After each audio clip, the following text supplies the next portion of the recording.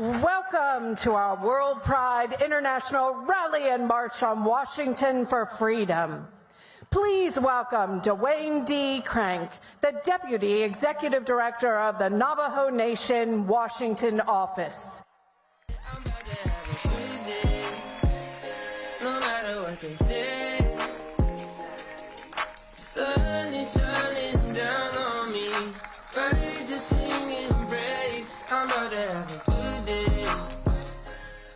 Woo!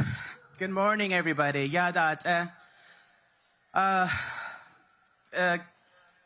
is an honor to be here today and to provide the land acknowledgement. But Dwayne Crank is a son and Shlobit and the Bashashin, Twittini, Dashachet, Dational, Sedajol, the Hasnandi Isinasha, Benakona, Shanigi, Ebenai, Yamahasa.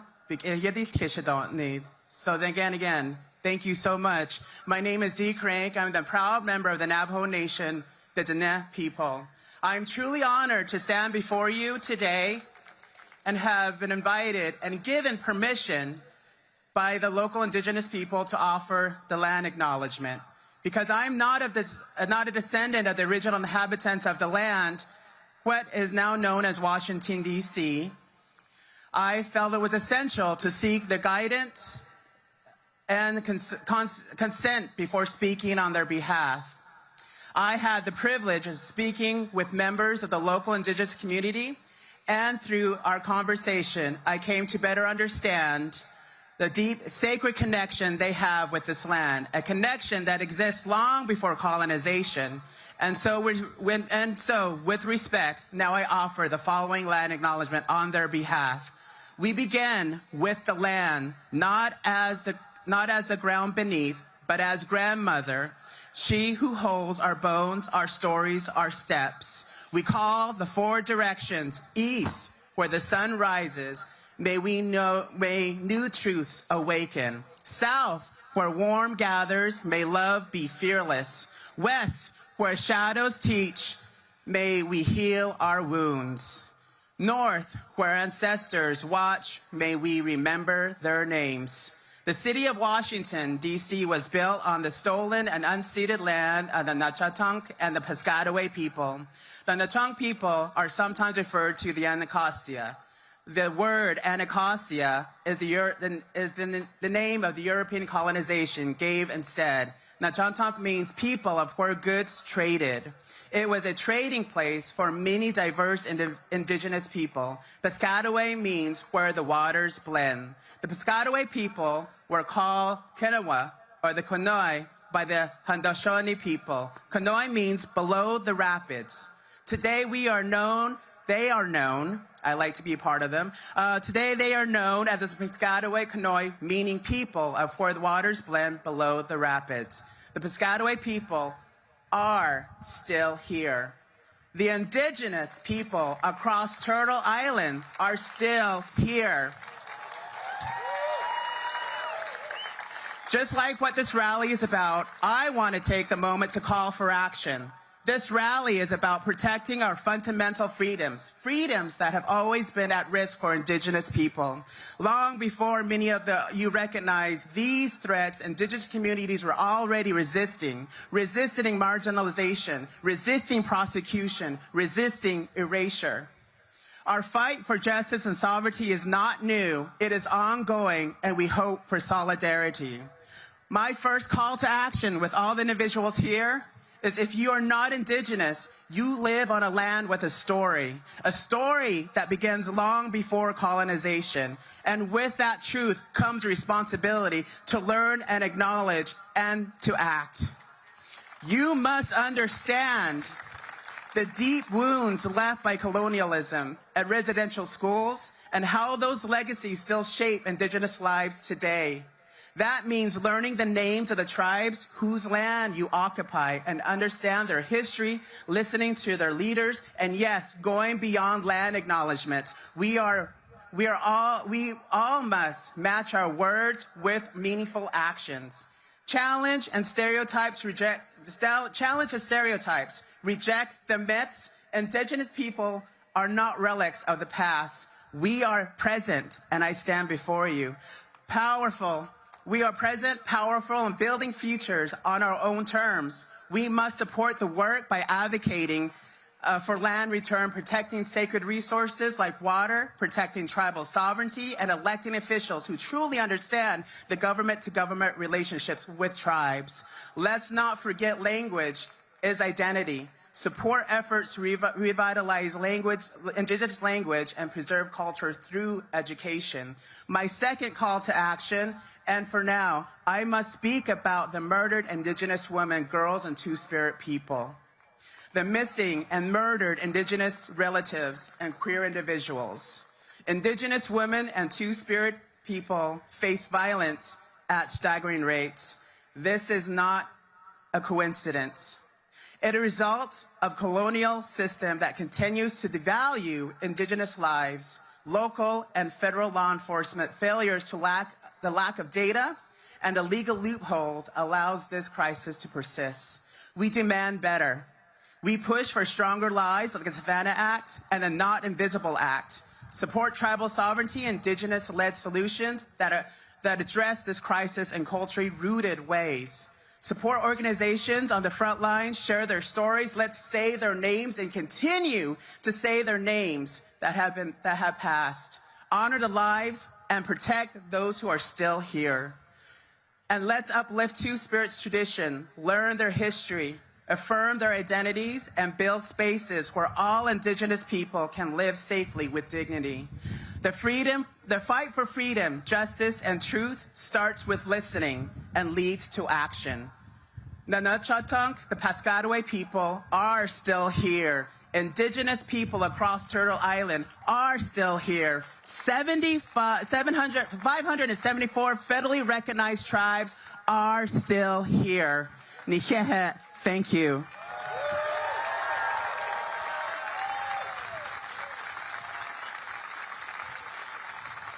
To lead us in prayer, please welcome Rabbi Hannah Spiro, the spiritual leader of Hill Havaru, an independent Jewish congregation on Capitol Hill.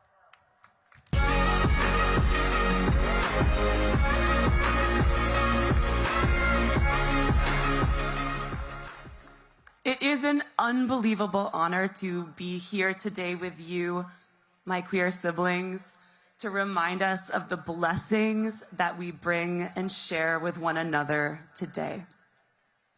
From our queer ancestors, we are blessed by a resilient, brilliant history. We are blessed with the courage to pursue joy and solidarity amidst fear and persecution. From our diversity, we are blessed with a community that spans continents and generations, hopes and dreams. We are blessed to be united in mutual friendship, care, and nurture. From our messiness, we are blessed with the ways in which deep uncertainty, wandering, and wondering are deeply holy. We are blessed with the ability to withstand and grow through constructive chaos. From our strength, we are blessed with the refusal to give up or to quiet down until every one of us across gender, sexuality, race, ability, and all spectrums of queerness, each and every one of us is safe and free.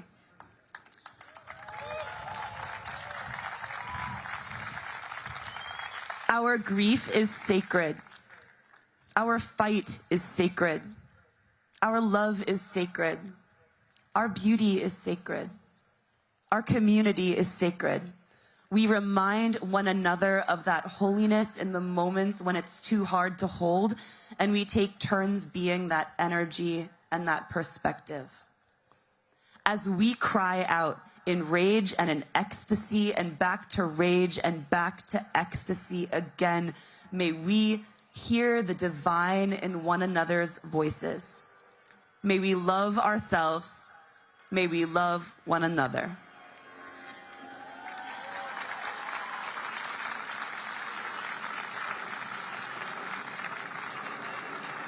please welcome back the World Pride Chorus singing Lift Every Voice and Sing.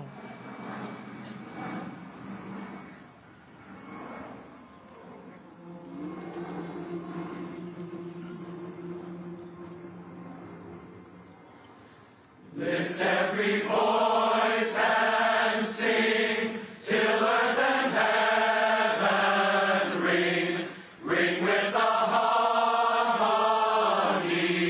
of liberty. Let our rejoicing rise high as the listening skies. Let it resound loud as the rolling sea. Sing a song full of the faith that the dark past has taught us. Sing a song full of the hope that the present has brought us. Facing the rising sun of our new day begun. Let us march on till victory is won. Stony the road we trod, bitter the chasing rod. Fell in the days when hope unborn has died. Yet with a steady beat and not our weary feet, come to the place for which our parents sighed. We have come over a way that the tears have been watered. We have come treading our path through the blood of the slaughtered. Out from the gloomy past till now we stand at last, where the white gleam of our bright star is cast. God of our weary years, God of our silent tears, Thou who hast brought us thus far on the way, Thou who hast by Thy might led us into the light. Keep us forever in the path we pray.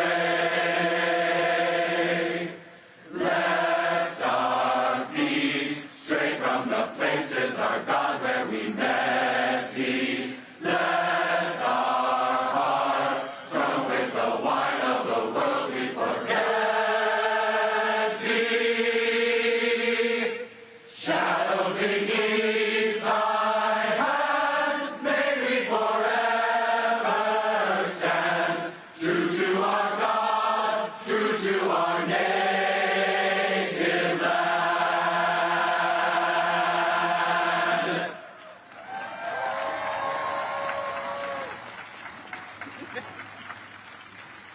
Give a warm welcome to Capital Pride Alliance Board President Ashley Smith. Tonight's the weekend, I don't wanna wait, I don't wanna wait, I don't wanna wait, got no reason. Good morning, everybody. My name is Ashley Smith, and my pronouns are he and him. And I had the honor of serving as board president of Capital Pride Alliance and World Pride. We are thrilled to welcome you here to World Pride 2025 right here in Washington, D.C. And have you had a great time? I want to thank the organizations and individuals who helped make this moment possible. The National Trans Visibility March, Mayor Muriel Bowser, the Mayor's Office of LGBTQ Affairs, the Human Rights Campaign, and the countless individual donors, supporters who believed in this vision.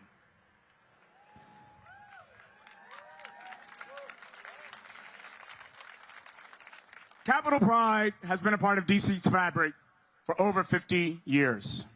What started as a protest has grown into a movement that spans generations, communities, and continents. And today, we honor the legacy of one of our co-founders who helped bring WorldPride, and the visionary who helped bring WorldPride to DC. Bernie passed away last year on June 21st, but his belief in this moment is alive and well. I want to take a moment in honor of him and other members of our Capitol Pride team, such as Will Hawkins, who has passed away in this last year.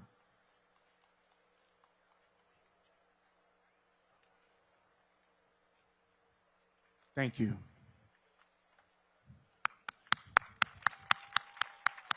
Thank you, Bernie. We're doing this for you. You're giving us the rain, and we love you for it. We hope you have enjoyed all of the festivities this weekend, but as you all know, this is not just a party. This is a rally for our lives. Across this country and across the globe, LGBTQI+ people are under siege, especially our trans siblings who are being targeted by legislation, rhetoric, and violence in every region. And immigrants, refugees, and undocumented folks living in fear of deportation. That's right, we should be clapping on it because that is a fear that's going on. It's real, people. It's real. WorldPride has always been a moment when human rights defenders from around the world gather in solidarity. But this year, many around the globe have been silenced, afraid to travel, to speak, or to be seen. That should disturb us, and it should mobilize us.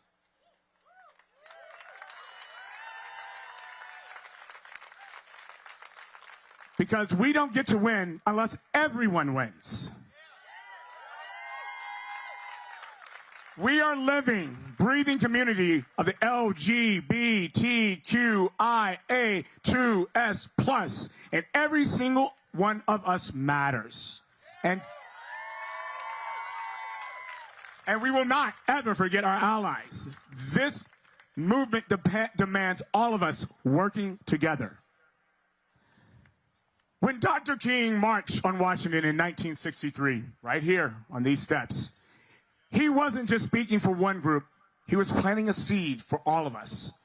And we must also remember those we've lost, especially during the AIDS epidemic, when silence and stigma killed far too many. That was not just a health crisis, it was a political abandonment of our people.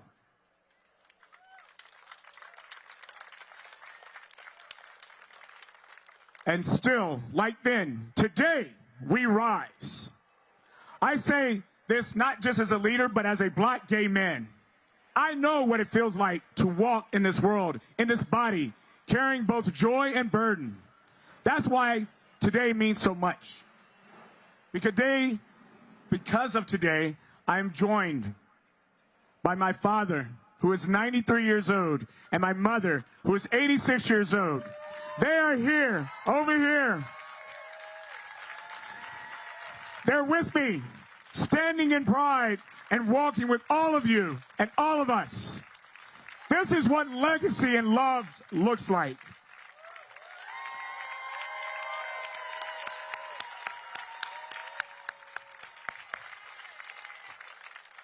So as we stand here today, united in purpose, in pride, in protest, let me leave you with this. This is not just a rally. This is a beginning.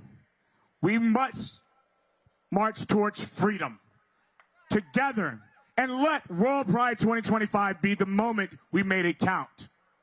This is our time. This is our day. Happy WorldPride, everyone.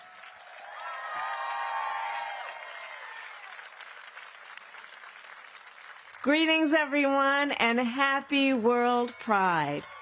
Pride is a celebration, and it is also a powerful statement, a statement about courage, about community, and about determination.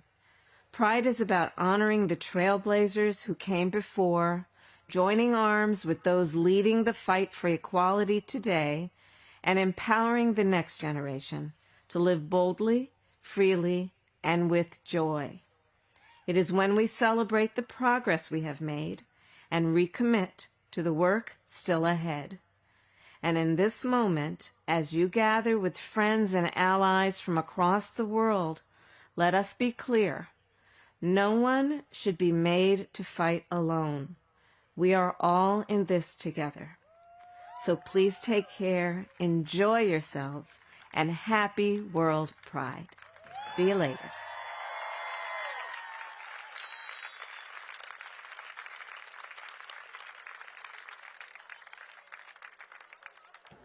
Join me in welcoming Bianca Sprague, the Director of Trans Pride, Washington, D.C.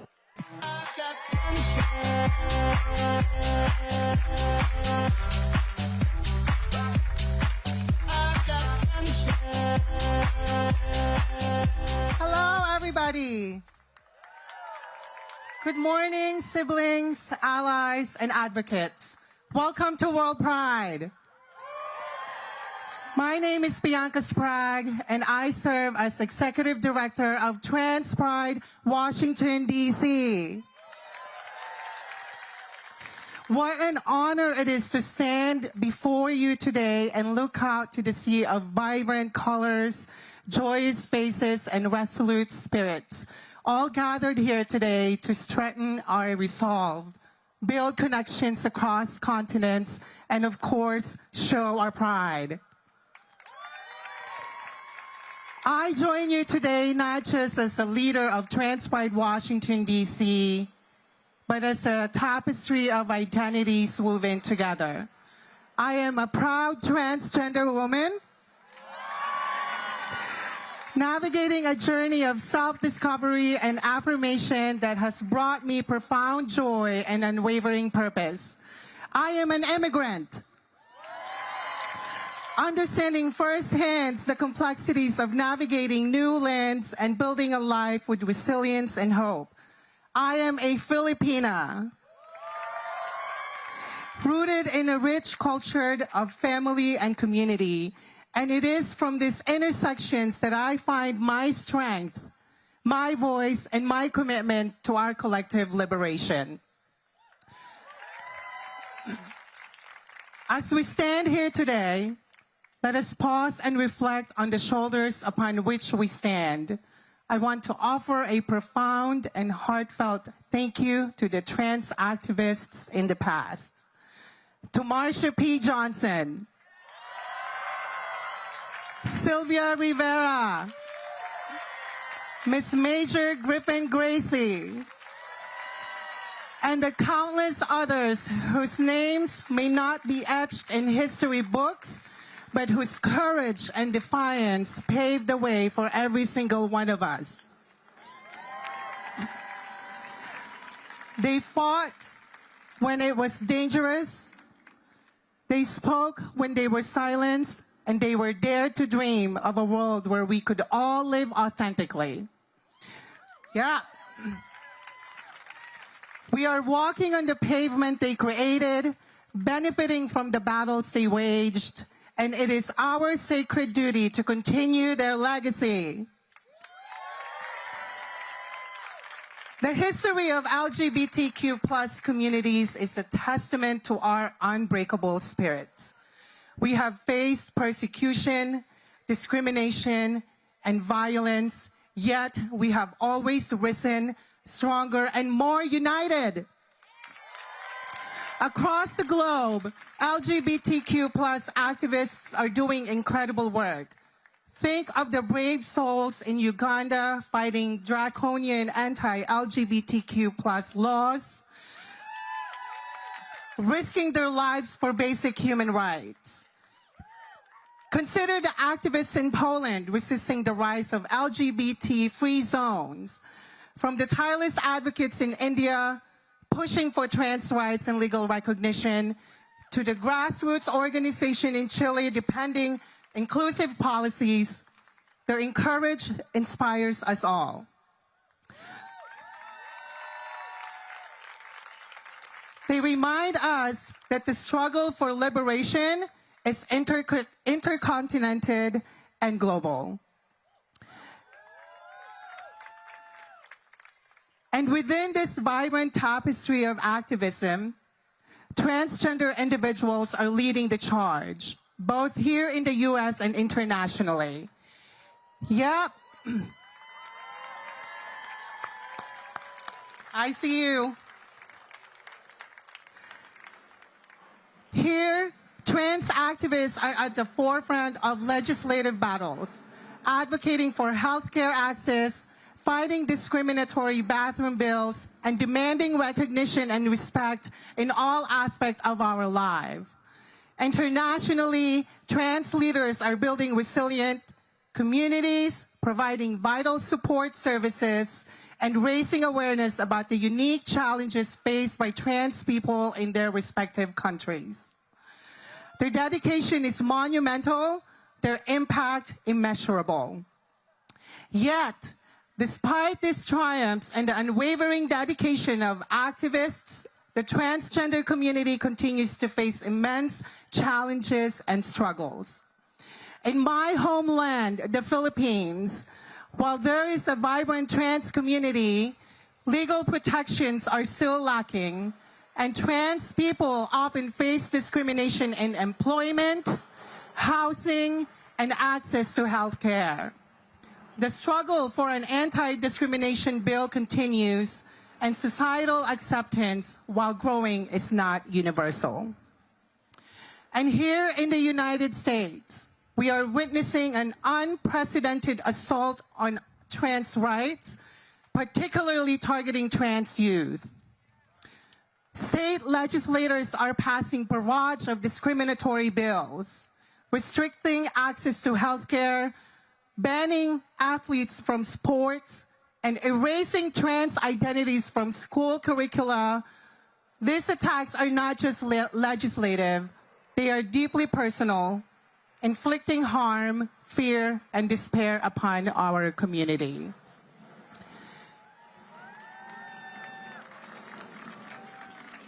Beyond the legal and societal challenges, trans people face unique difficulties when traveling, both locally and internationally. Imagine the anxiety of navigating airports with an ID that doesn't match your gender presentation, the fear of being stopped and questioned, or the dread of entering a country where your very existence is criminalized. This is the reality for many trans individuals, a constant reminder of the vigilance and resilience required simply to exist. But even in the face of these challenges, we persist. WorldPride is not just a celebration.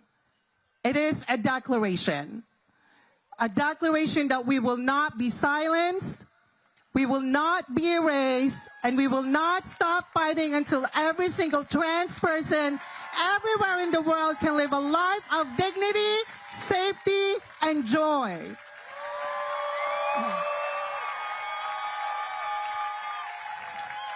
Let us continue to work with love, with courage, and with an unshakable belief in future where all identities are celebrated, all lives are valued, and all of us are truly free. Thank you and happy World Pride.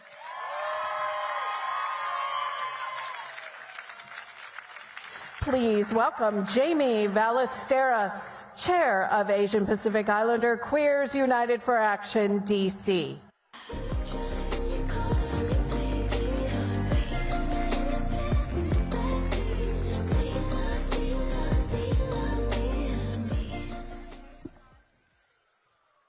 Aloha kako. What an honor to stand before you in the city of ideas and power as WorldPride culminates its 50th anniversary.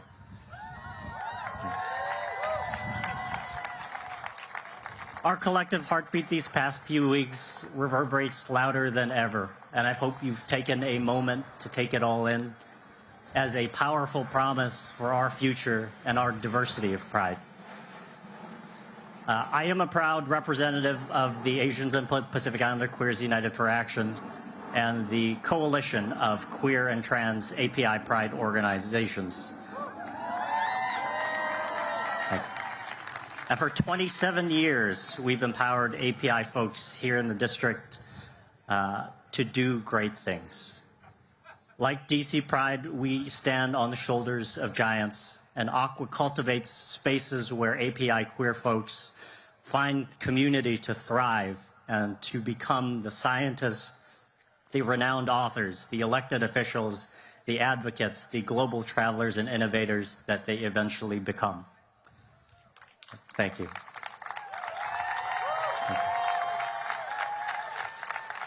We just wrapped up about 20 API Pride events as of yesterday night this season. Thank you. And we still have 8 more yet to go. What's even greater is every event that we've held so far has been a packed room. And it's with immense joy and quite a few tears that to see this vibrant community thrive and celebrate in queer API joy. Thank you. For those that have lived in the district, you know how rare it is to find a room filled with API folks. And to have 20 venues over the last few weeks packed to the brim with folks has been a great honor. And it's a testament to our hunger and our belonging and our power of community collaboration.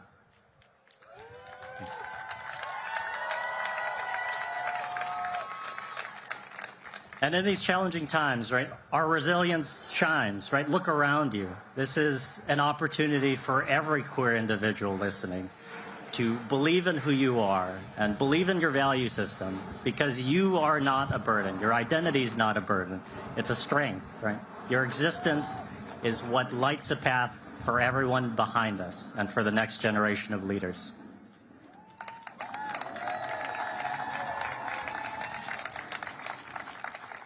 And so there are 30 API Pride events. Is pretty crazy, right? Yeah. So why do we do this, right? Why? Because everyone deserves a space to be celebrated. And we do it for the queer API youth, for those that come out later in life to find their way, for the elders on these panels, and for everyone who spoke before us, who fought for these freedoms, and to celebrate those who are not here, those who can't be here, and those who are not longer with us.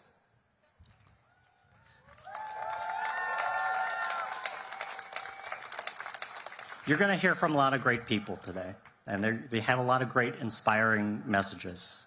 And what I want you to take away is to carry their stories, their hopes, their dreams, and live authentically for them. And as World Pride closes, my heart, my tears are overfilled with queer and API joy. And I leave this with you and my board to do something great. Not just great as in monumental, but greatness in your daily life. To be unapologetically yourself, to extend a hand to those that need it, to champion justice, to share stories and listen to others' stories, and build spaces where joy and belonging flourish.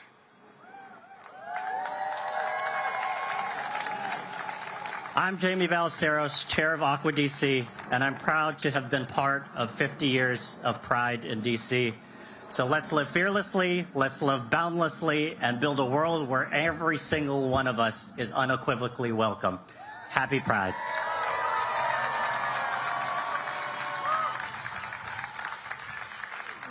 Welcome to participants from the National Trans Visibility March that have joined us.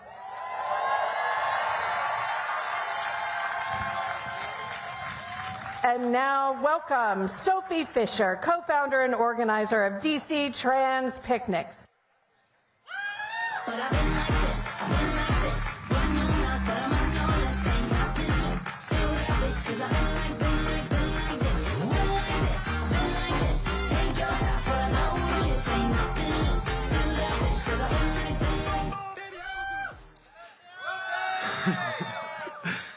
Good morning, everyone.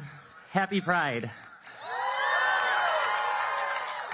My name is Sophie Fisher. I'm honored to be here with all of you. If you're a DC trans woman, there's a pretty good chance we're already friends. But for everyone else, I'm a local organizer who throws a lot of parties. But they aren't just parties. For a lot of the DC dolls, these parties are a place to build community. We're always hearing about how queer community is so important. I've seen it play out in my own life and the lives of loved ones over and over. For trans people in particular, finding each other is life-saving. Knowing we're not alone, having people to cry with, having people to party with is life-saving. We're also hearing a lot about how Pride was a riot. And something I've realized is that these two statements are saying the same thing. Our pride is not something to be taken for granted. It's something that must be fought for and won. Pride was a riot, and so am I. So are we. The world wants us to be afraid right now, but when I look at my sisters, and when I look at all of you, and I look around and I see your faces, I know there is nothing stronger than the love we have for each other. We take care of each other, and we keep us safe. One of my favorite books is called The Faggots and Their Friends Between Revolutions by Larry Mitchell. It reminds us of two things. The first is that we will get our asses kicked. The second is that we will win. What does it mean to win? Well, the book says it's like surviving, only better. Getting our asses kicked and then winning elevates the entire enterprise of making revolution. So, as we continue into the rest of Pride Month and beyond, let's be real. Things are really scary right now, and they're going to get scarier. We know what we're up against. Even the queer elders I work with agree that the stakes have never been higher. And now, I'm not only talking about trans and queer liberation. I'm talking about all of us, about the rights of people everywhere to lead safe and happy lives. I'm talking about the direction our country has been going. I'm talking about fascism. I'm talking about genocide. These struggles are not unrelated, and fighting them is all of our responsibility.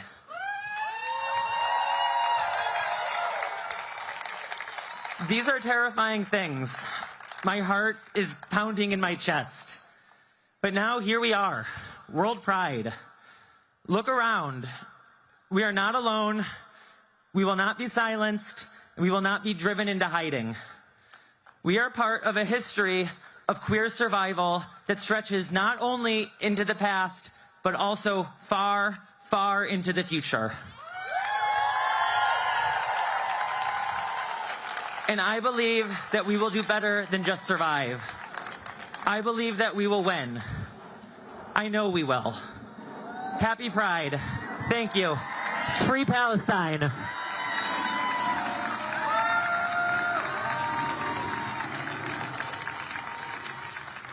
Please welcome activist and comedian Mimi Gonzalez.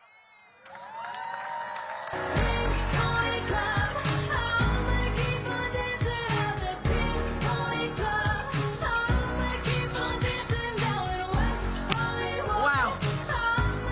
Okay, doing Instagram Live for the first time in my life. Lots of things to know. Let's just say, oh, I think I broke it. Whatever. I bet it's because I represent the elders here.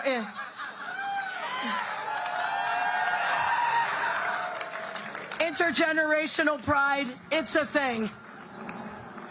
So I want to start with you by singing to you one of our old anthems. And some of you will recognize this, and some of you youngers know this too. But I've changed it just a little bit. At first I was afraid, I was petrified. Kept wondering, what in the world are they thinking? DC for World Pride? Consider this country's leader who wants to rid the world of us. Even he's a little queer, having just broken up with Musk.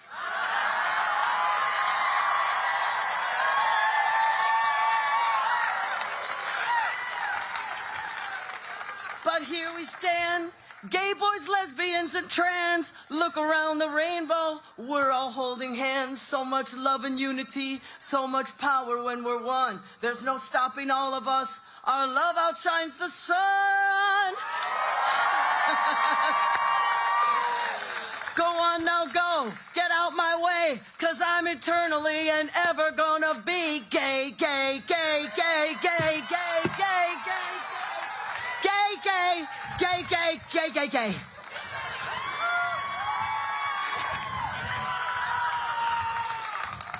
"32 years ago, at the '93 March on Washington, Urvashi Vaughn stood on that stage and delivered an iconic speech declaring our movement was about love and freedom. The freedom to love one another. Look at you. Look at all of you. You came. You're here because you came. I was afraid. I was obeying in advance out of fear. I wasn't going to come. I really was afraid to come to D.C. But look what happened. Look at the march. Look at the parade. Look at the march that's going to happen. Look at all of you here. You're a parade of queers, allies, and dears. We are stronger together. We are stronger together, and we are here to announce that we're free to love, and we're free to love ourselves. And there's the problem. Their hatred of us is a projection of how much they hate themselves. We love each other and we love ourselves, and that's a revolution. This Pride's theme is free to be me. That's what everyone under this rainbow umbrella are here on the planet to do. But the queerdos, we play a special role in humanity's story of evolution. Transgender, non-binary people are at the next level, teaching all of us liberation from gender roles. And the shifting of something as simple as pronouns has shifted thinking, pushing our species to grow. That scares holy hell into people afraid of real liberty. So they wage what they call culture wars and claim this place is theirs. I have a message for them. You're free to practice your faith on each other because the Constitution guarantees us all freedom from religion.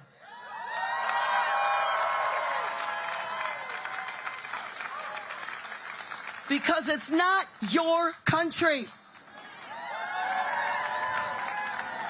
And it's not my country. It's our country. That's the pronoun that will save us all. The pronoun we need now, the fourth person plural. We, us, ours.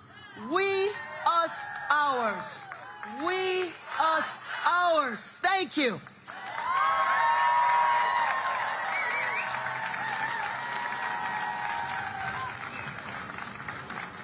And now from Spain, please welcome Senator Carla Antonelli.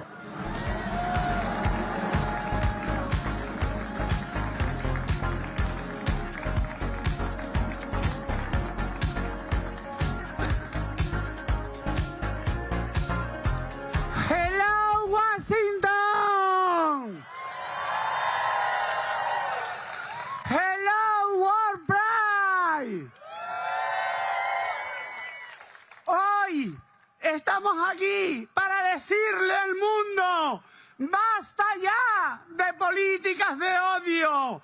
Se lo decimos a Trump, a Milei, a Orbán, a Erdogan, Meloni, a Pascal o a todos los Putin de este planeta.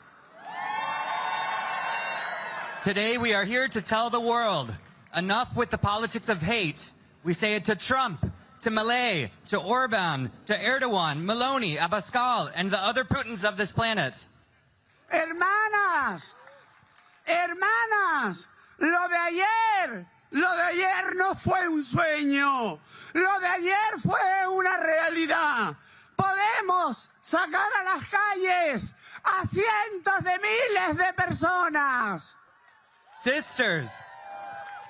Sisters, yesterday was not a dream. Yesterday was a reality. We can bring hundreds of thousands of people out onto the streets. ¡Basta ya de transfobia! ¡Basta ya de LGBTQ-fobia! No more transphobia. No more LGBTQIA+ phobia. Las personas transgender que se han convertido en la realidad. Esto es insoportable. Es inadmisible que el odio, la persecución y la señalización de las personas transgénero se haya convertido en algo cotidiano, en la normalidad, en lo del día a día y en el aire que respiramos cada día. It is unbearable. It is unacceptable that hatred, persecution, and targeting of transgender people has become the norm, a daily occurrence, part of the air we breathe every day. Igualmente, pedimos el fin de las deportaciones masivas de inmigrantes. We also call for an end to mass deportations of migrants. Acabar con las persecuciones políticas. An end to political persecution. Hoy también estamos aquí para pedir la derogación de los cientos de leyes LGBTQA+ que se han aprobado aquí en Estados Unidos en los últimos años y en todo el mundo. Today, we are also here to call for the repeal of the hundreds of anti-LGBTQIA+ laws that have been passed in recent years here in the United States and around the world. Pedimos que cese la persecución hacia nuestras hermanas trans en Estados Unidos, a sus vidas, a sus existencias y al derecho a su dignidad y ver reconocida su identidad en sus documentos. We call for an end to the persecution of our trans siblings in the United States, for their lives, their very existence, their right to their dignity, and to see their identity recognized in their official documents.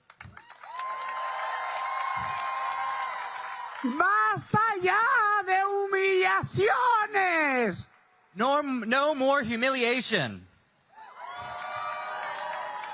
Hermanas, hermanos, hermanes trans, no estáis solas, que lo sepáis. El mundo os observa y no os vamos a abandonar nunca.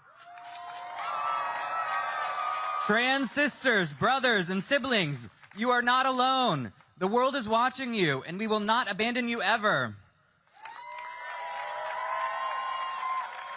El mundo tiene que abrir los ojos ante esta miserable cortina de humo que han construido sobre nuestras vidas, sobre nuestras existencias. La derecha, las ultraderechas, solo para tapar sus miserias y las verdaderas políticas que ejecutan de forma paralela. The world must open its eyes to this miserable smokescreen that the right and the far right have constructed about our lives, just to cover up their miseries and the actual policies that they carry out in parallel. No, hermanas, no. No vamos a volver a los márgenes. Gritemos y alcemos todas nuestras voces hasta que el ruido se les haga absolutamente insoportable. No, my sisters, no, we will not return to the margins. Let us shout and raise our voices until the noise is deafening. Inevitablemente estamos aquí y no lo puedo evitar. El lugar donde habló Martin Luther King. I can't help but mention that we are here where Martin Luther King Jr. spoke. Para deciros que no, que lo de ayer no fue un sueño. Volveremos a sacar a cientos de miles de personas a las calles si hace falta y cuando haga falta. No, yesterday was not a dream. We will bring hundreds of thousands of people out onto the streets again if necessary. ¡Levántate, Washington! Rise ¡Arriba, up, Washington! Rise up!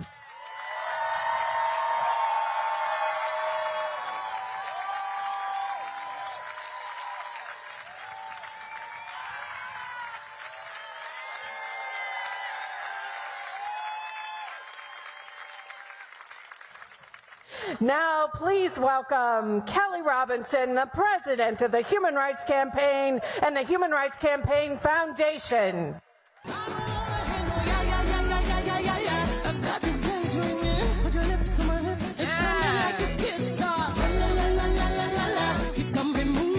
Hey, what's up, World Pride? Oh, I need more than that. What's up, World Pride? Yes! I'm Kelly Robinson. I use she, her pronouns, and I'm proud to serve as president of the Human Rights Campaign, y'all. Where my queer folks at today? Yes! Where my trans folks at today? Where my HRC folks at today? Look, I came here to step in this historic place to make one thing clear. I am black, I am queer, I'm a mama, and I ain't going anywhere. Lesbian, gay, bi, queer, and trans folks, we are here, and we are not going anywhere. HRC is 3.6 million members strong, and we sure as hell are not going anywhere, y'all. We are not here to just be tolerated. We're not here to just be included. We are here on this mall to let it be known that we are taking back our power, y'all.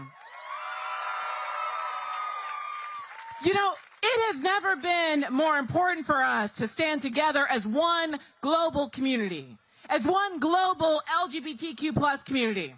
Look, y'all, I'm a new mama for the second time. Yeah, she just dropped a baby, y'all. Just 6 weeks ago, my wife and I had our second child. We had a little baby girl. And every time I look at my wife, every time I look at our kids, I'm reminded that the future we're fighting for, it's not some distant dream or distant reality. It's happening right now. It is right here. And we don't have a second to waste. Look, the great Ella Baker once said, "We who believe in freedom cannot rest." Oh, I gotta say that one more time for somebody in the back. We who believe in freedom, we cannot rest. And I'm not willing to rest while trans lives are under attack. I'm not willing to rest while we're being persecuted across the globe. I'm not willing to rest while ICE is showing up and trying to disappear us. I'm not willing to rest while Andrew is in custody. I'm not willing to rest, and you should not be either, y'all. This is one of those times where we've got to remember who the hell we are. We are the descendants of activists and hellraisers, of strategists and revolutionaries, y'all. Of Marsha P. Johnson and Sylvia Rivera and Harvey Milk. We are their descendants.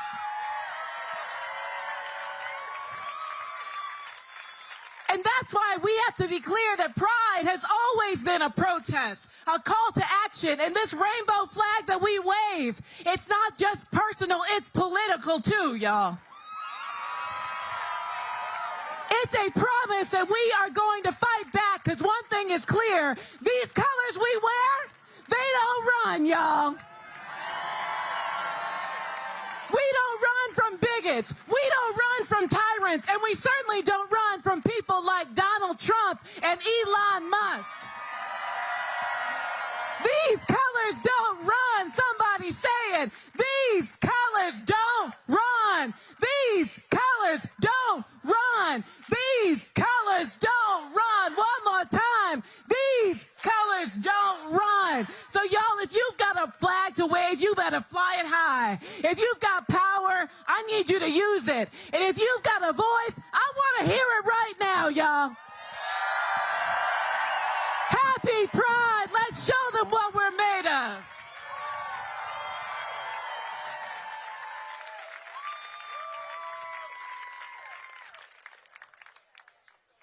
Please welcome advocate, author, speaker, and Capital Pride Alliance board member, Taylor Chandler.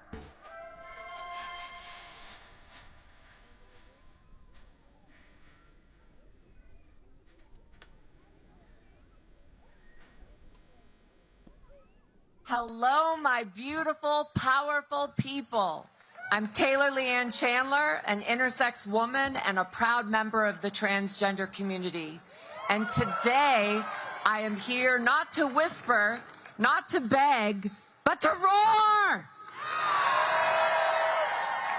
Because we are done being polite about our existence. We are done asking for dignity. We are done watching our rights be signed away by cowards, hiding behind hate-filled rhetoric and executive orders. And yes, I'm talking about Donald Trump. This man used his power to demonize us, to strip transgender troops of their honor, to take away health care, and to take away people from their schooling. Hang on one sec. His executive orders weren't just policies, they were weapons. They were fear wrapped in a suit and signed with a sneer. But hear me now, we are not afraid. We are not going back into the shadows. We are not shrinking to make cis comfort more important than our survival. I was born intersex. I've been told my body is wrong, my truth is too loud, my identity is too complicated. But let me tell you, our existence is not a problem to be fixed. It's a power to be reckoned with. Trans and intersex people deserve equity. We deserve justice. We deserve health care that affirms us, not erases us. We deserve schools that protect us, not police us. And we will keep showing up louder, prouder, and more united than ever. To the lawmakers trying to legislate us out of existence, I hope you hear us. We are not going away. Your hate will not win. Your cruelty will not break us. We are rising. With every step, every voice, every vote, we will never be erased. Say it with me. We are here. We are valid. We are unstoppable. Thank you so much. My name is Taylor Leanne Chandler.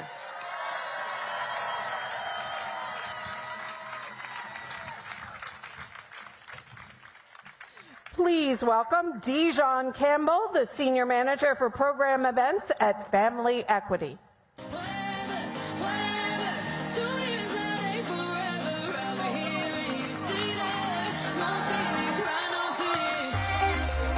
World Pride, what's going on? Oh, come on, come on, come on. World Pride, what is going on?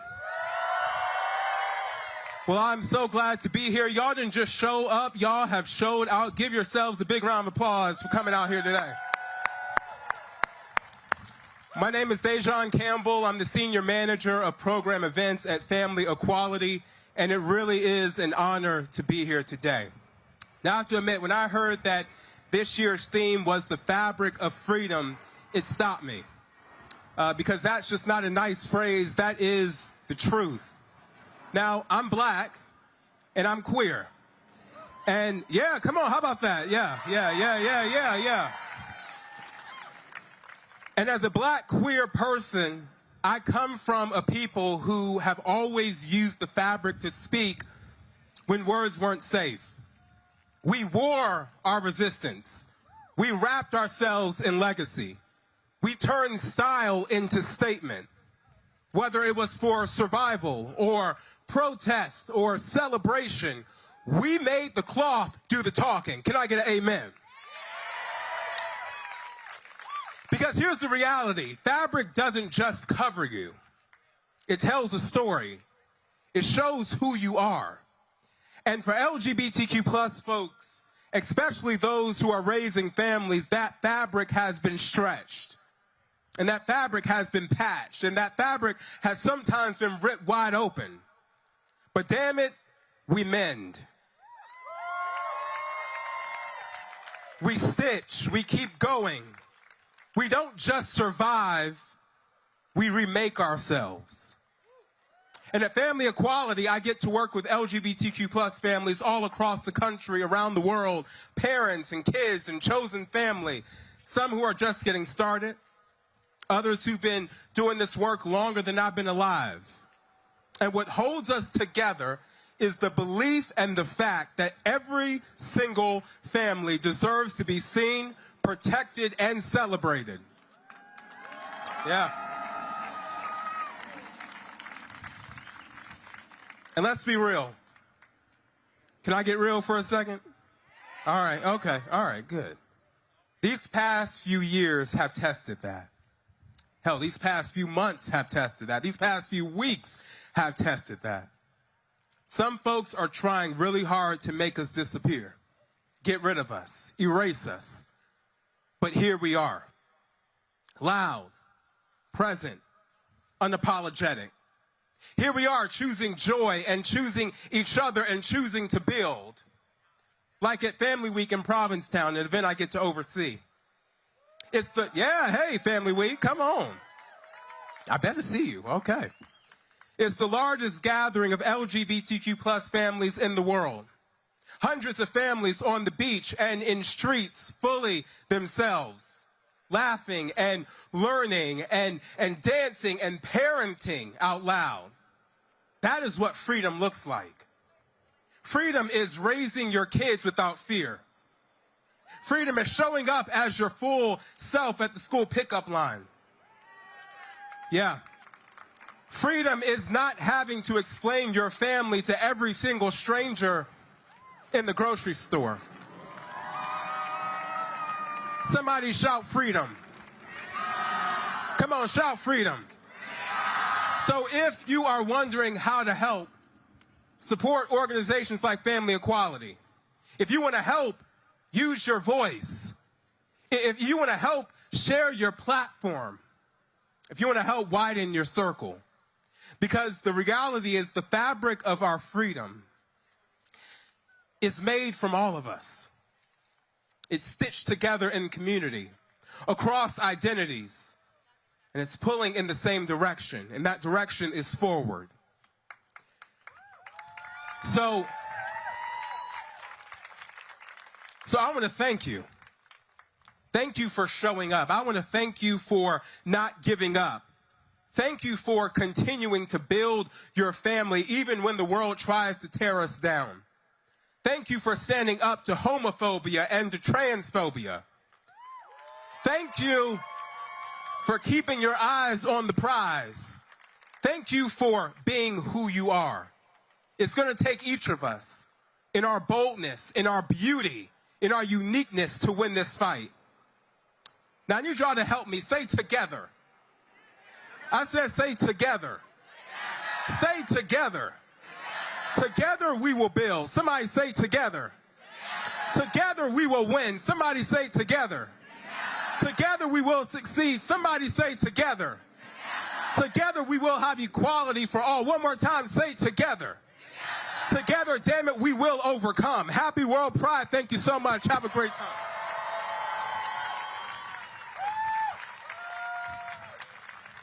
Please welcome international expert on transgender and gender-expansive healthcare policy, Paula Nera.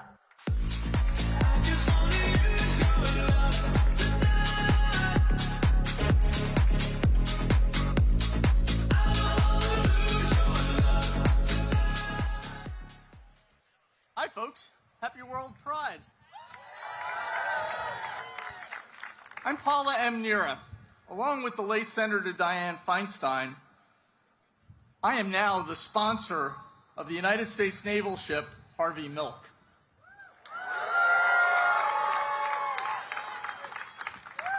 Many of us are afraid, and we should be. But in these difficult times, we got to remember that courage is not the absence of fear. It's knowing that we're afraid, but still moving forward. Let's be courageous together. The anniversary of the Allied landing in Normandy on D-Day, this past Friday, is a reminder that the fight against oppression is global. As I look out on all of you here at the steps of the Lincoln Memorial, where Dr. King gave his I Have a Dream speech, I'm inspired by your courage, and I'm instilled with hope as we together stand in resolute defiance in the name of freedom, liberty, equality, and human rights. We stand against totalitarianism wherever it seeks to oppress and erase our community and so many other people around the globe.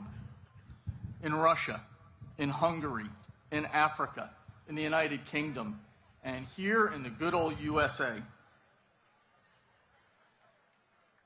On what would have been Harvey Milk's 55th birthday, I graduated from the Naval Academy in 1985, and that day I swore an oath. I swore that I would support and defend the Constitution against all enemies, foreign or domestic, and that I'd bear true faith and allegiance to the same. I'm here with you today because of that oath. This week, the Secretary of Defense sent a deliberate, targeted message to the LGBTQ community by ordering the Navy to rename the USNS Harvey Milk.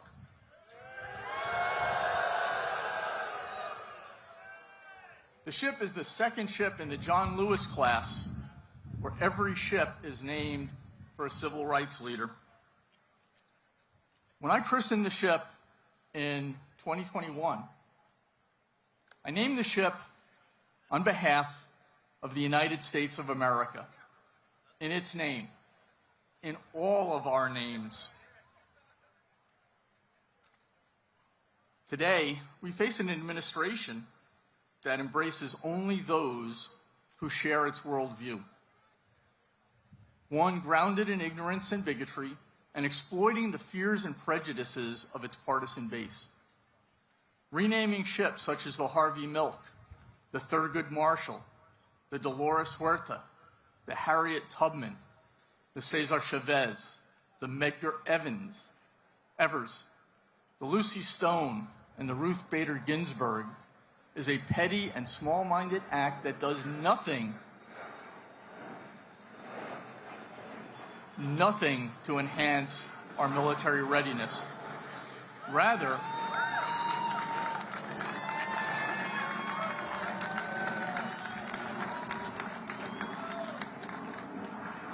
it sends a message to all minority groups that our history is unimportant, our service is not valued, and our presence is not welcome.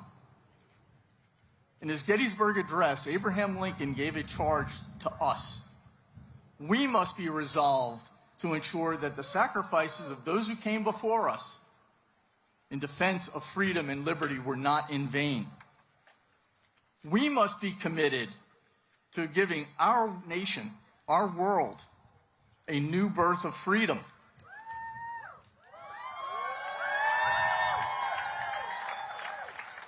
By ensuring that governments of the people, by the people, for all of the people endure. and we are united in answering that charge. While the minions of tyranny may feel ascendant, they will lose. Evil may win battles. It cannot win wars.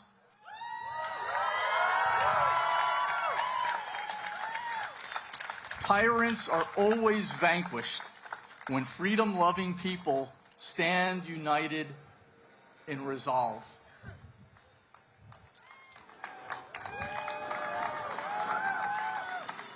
We will prevail, no matter how long it takes.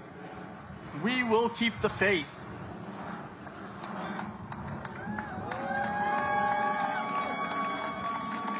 In the highest traditions of my Navy, I too intend to sail in harm's way, to defend our freedoms, to defend our values, to defend our human dignity. And I invite each of you to sail with me. Thank you.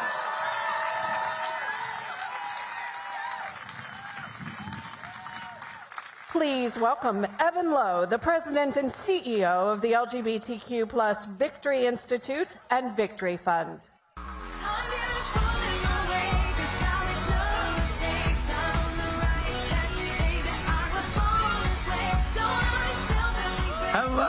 Hello, WorldPride. My name is Evan Lowe, and I serve as President and CEO of the LGBTQ+ Victory Fund and LGBTQ+ Victory Institute. Our mission at our Victory family is to ensure LGBTQ+ representation in appointed and elected office. And it's also quite appropriate to recognize our hero and to say his name. Harvey Milk. And the acknowledgement of Stuart Milk, continuing his legacy of service and elected office. Now, while it might feel like shadows have stretched across the world, especially here in the United States, we refuse to be defined by darkness. We completely reject the hateful tyrants, and we remember the wisdom of a true king.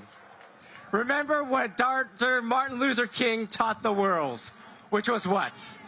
Darkness cannot drive out darkness. Only light can do that. Hate cannot drive out hate. Only love can do that. Look at this love here today. Now, friends, some sad and insecure people take issue with that. They try to offer a darkness of division and hate, hoping to mislead those yearning for solutions. They aim their shadows of hatred at our trans family, trying to distract and confuse. But we know that hate is no answer, and that scapegoating is a hollow trick.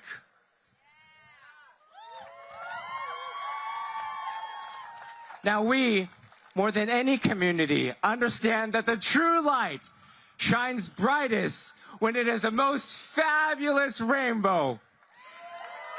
And the mission of our LGBTQ+ Victory Fund is clear: to elect LGBTQ leaders into office everywhere. And we have much to celebrate this Pride. Just last night, we elected Gina Ortiz-Jones to become the mayor of San Antonio, Texas. The first openly LGBT person to be elected in the city of San Antonio, Texas.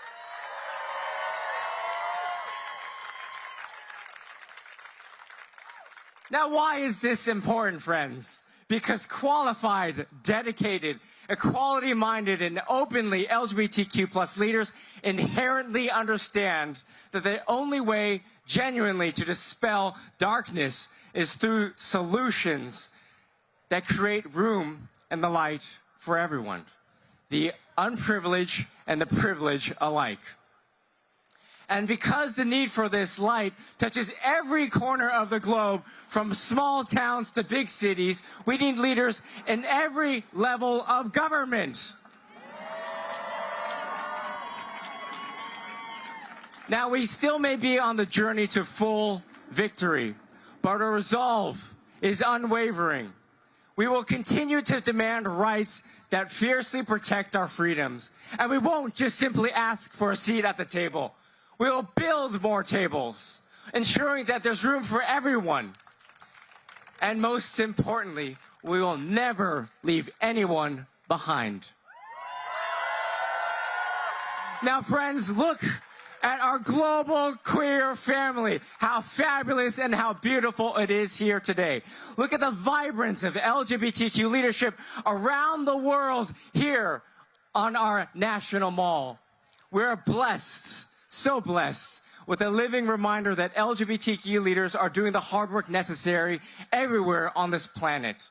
We are blessed with LGBTQ plus leaders in Latin America, in the Caribbean, in Africa, in Asia, and in Europe, and everywhere in between. And in every country, every culture, every region, you will find our beautiful LGBTQ plus community, living the dignity with the courage and the love of our convictions. And I see so many of you here today. And with every act of defiance, we move one step closer to love and to thrive without the marginalization and oppression. One step closer to a world where love is never a dirty word. And one step closer to victory. So friends, what are we gonna do? We're gonna vote. So what are we gonna do? I'm sorry, I didn't hear you. What are we gonna do? One more time, what are we gonna do? And also, all of you are going to run for office. So what are we gonna do? Not as many run for office, I heard that. You said yes to voting, but what are we gonna do? Run for office. What are we gonna do? Now be careful. I saw all of you say run for office, and I'm keeping track of your faces because I will recruit each and every one of you and answer a call for running for office. Thank you so very much. Let's celebrate in victory. Thank you.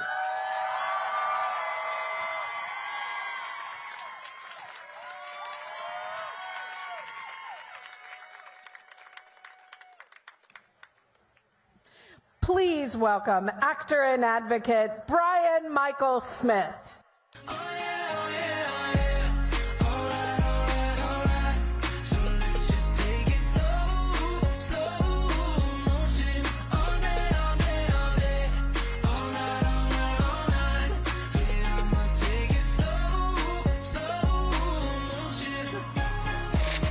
What it do, WorldPride?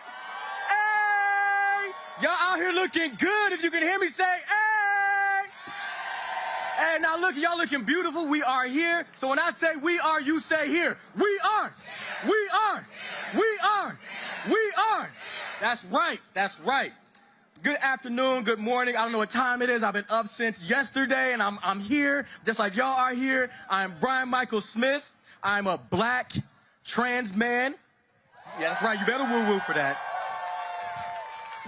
I'm a filmmaker, I'm an actor, and I am someone who knows what it means to walk into rooms, to walk onto fields, to walk into places that I've been told I shouldn't be there, right?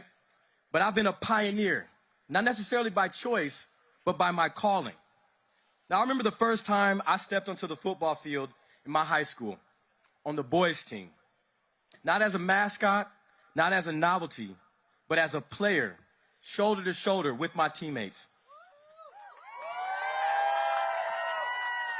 Now, people told me that I couldn't, that I shouldn't, that I was in the wrong place, but I knew who I was, and I knew what I could do. And that same drive stayed with me as I became the first black trans man to be cast as a series regular on network TV, playing Paul Strickland on 911 Lone Star.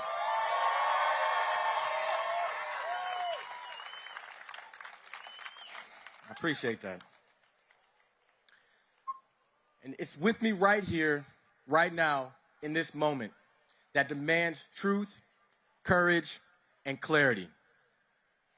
Because when you follow your calling, And when you stand fully in your truth, you cannot be used. And I refuse to be used. Now, it is not lost on me that we are gathered here on the steps of the Lincoln Memorial, where over 60 years ago, our elders stood here and said, "Now is the time to make real the promises of democracy." Well, now it's our time, because those promises are under attack.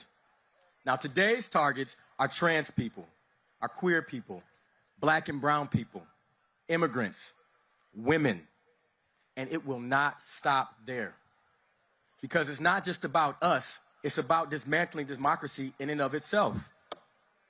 Now, we are living in a time where the courts are being captured, elections are being undermined, the branches of the government are being stripped down. And it's happening in plain sight. And if we don't meet this moment, if we don't speak out, if we don't fight back, we will be used. And I refuse to be used. Now, I'm telling you, this is not theoretical. It's not some distant warning. It's happening right now. You see what's happening in Los Angeles. 2 days ago, nearly 4,000 trans service members were stripped of their livelihood as they had to be kicked out of the military because of some ban going into effect. Bullshit. Earlier this year, I met with Daniel Trujillo, a young trans man whose family I connected with through my work at the Human Rights Campaign. They shared their story in the documentary Dad. He's been doing amazing work as a young person, standing in his truth, using his voice and his experience with his family to show what love and support means to someone and how far it can carry us into our lives and into our future. Now, Daniel and his family were forced to leave their home in Arizona, not because they wanted to, but because it meant losing access to life-saving care, gender-affirming care. They had to leave behind their community, their school, their sense of safety, because some lawmakers decided that trans kids were easier to target than the real problems. Now, his story is not rare. It's a warning, and it's proof that trans people are being used as scapegoats, as distractions, as political tools. But Daniel is not a prop in someone else's agenda, and neither am I, because we refuse to be used. Let me hear you say that. We refuse to be used. That's right. Now, this tale is as old as America. They've been doing this for years. They pit one against the other. First, it was freed slaves pitted against poor whites. Irish immigrants vilified by Italians. Nativists are targeting new companies while corporations are raking in the profits. And now they want working class people to fear trans kids, to hate drag queens, to blame black and brown people for a system that they rigged. But we see through that bullshit. And we will not be divided because we refuse to be used. Now, groups like the architects of Project 2025 are already planning to rewrite the rules. They're trying to erase protections. They're trying to silence dissent. They're trying to centralize power. It's fascism with a budget. And it's fueled by this scapegoating, by turning us against each other so that they can stay powerful and protected. But just like the marchers in '63 knew, an attack on one is an attack on all. Which is why they did what you're doing today. They showed up with their feet, with their voices, with their blood, and they sharpened the blade of democracy, and they aimed it at injustice. And now it's our turn. So we are going to show up, we are going to vote, we're going to organize, and we are going to rise. We are going to resist every effort to be silenced, to be blamed, to be turned into someone else's fear campaign. Because we refuse to be used. That's right.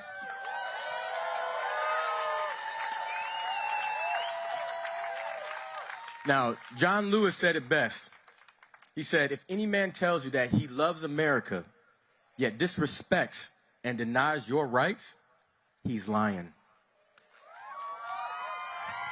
So let them hear us today, from the Lincoln Memorial to the Capitol. We will not be erased. We will not be divided. We are the fabric of freedom, and we refuse to be used. Thank you.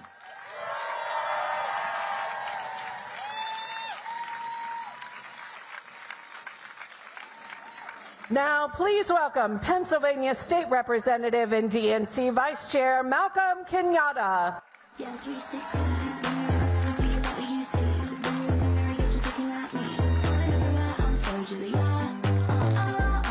Happy Pride!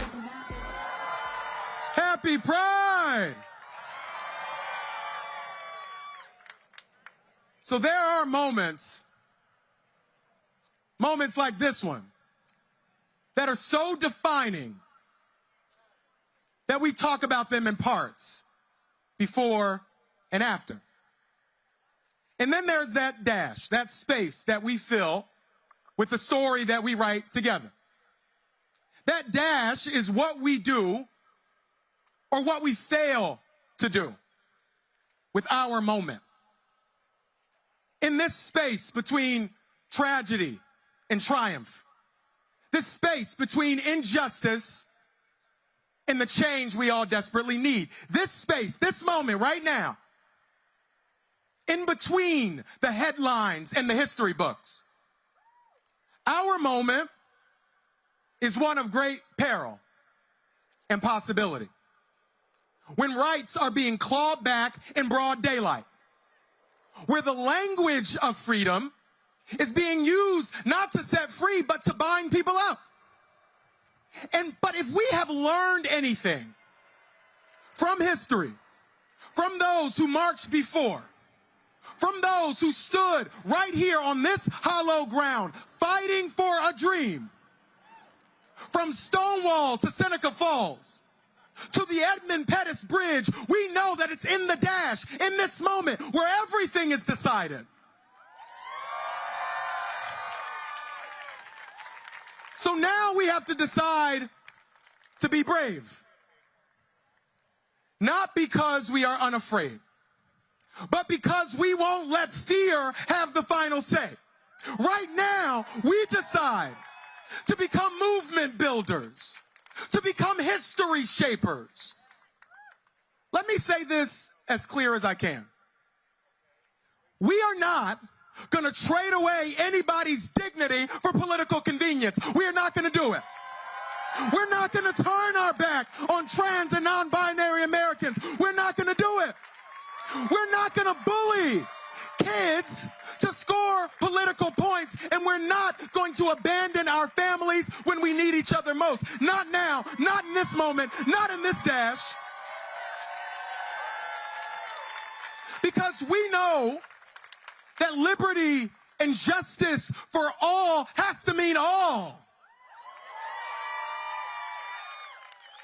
But my friends, we're not going to make this moment just about what we are against. This moment also has to be about stating clearly what we are for. We are for schools that teach the full history of this nation. We are for jobs that pay and are backed up by a union. We are for a doctor when you're sick and the ability to afford the prescription when you leave the appointment. We're for homes that you can afford in a neighborhood that is safe. And we are for a country that belongs to all of us. No exceptions, no preconditions, all of us. We are for joy. We are for justice.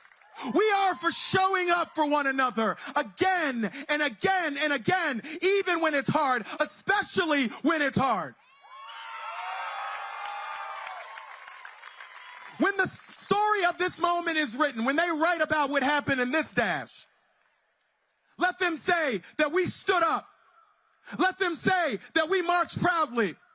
Let them say that we said clearly, we will not allow this experiment in democracy to die on our watch. And we will, together, bravely, staring in the face of fear. Build a country that works for all of us. God bless you. Let's go win. God bless you. Thank you,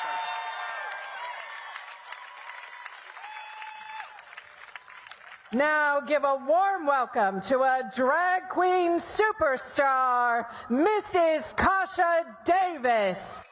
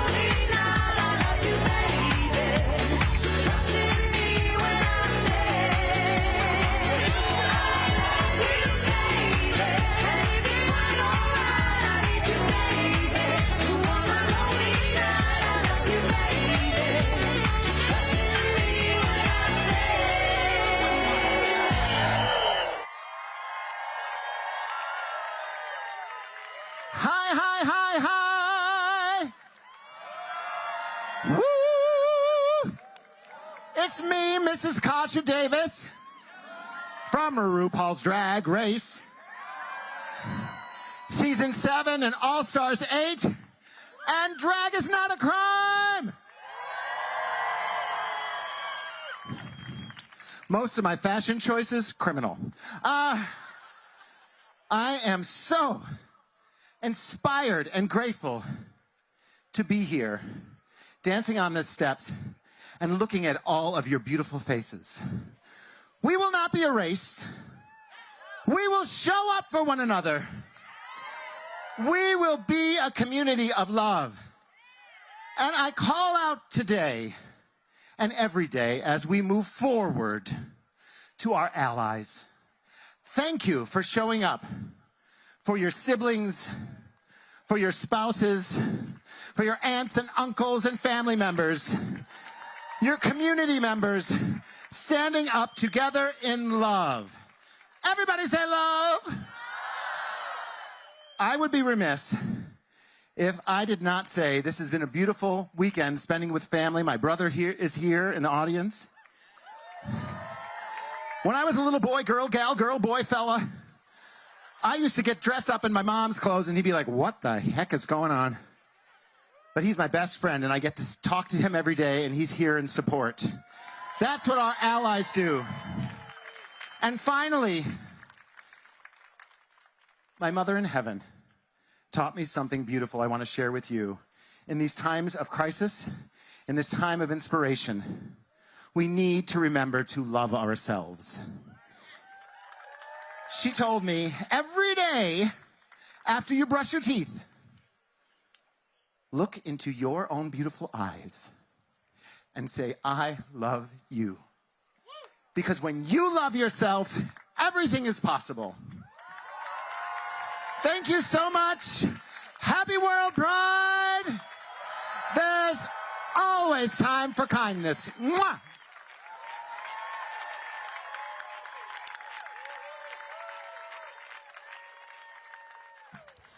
Please welcome Raquel Willis, co-founder of the Queer Liberation.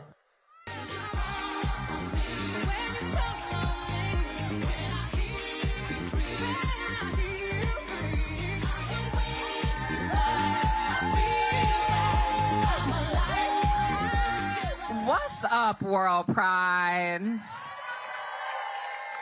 I just want to do a quick correction. I am a co-founder of the Gender Liberation Movement. Do y'all believe in gender liberation? Do you believe in your power? Can you say you believe in your power? I believe in my power. All right. So I want y'all to know that power that lives inside of you, we've got to harness it. We've got to protect it. We've got to defend it because people are coming for it, right? And after we party and love on each other for the rest of this month, we got to continue to fight for liberation for all. So here's the truth, and it's a nasty truth. Our people are facing threats all across the globe, not just here in the U.S. This is a global, coordinated, fascist agenda against our lives, our futures, and our joy. But the good news is that our community, we ain't new to this. We true to this, y'all. And we're here because of our ferocious ancestors and transcestors and elders who didn't back down.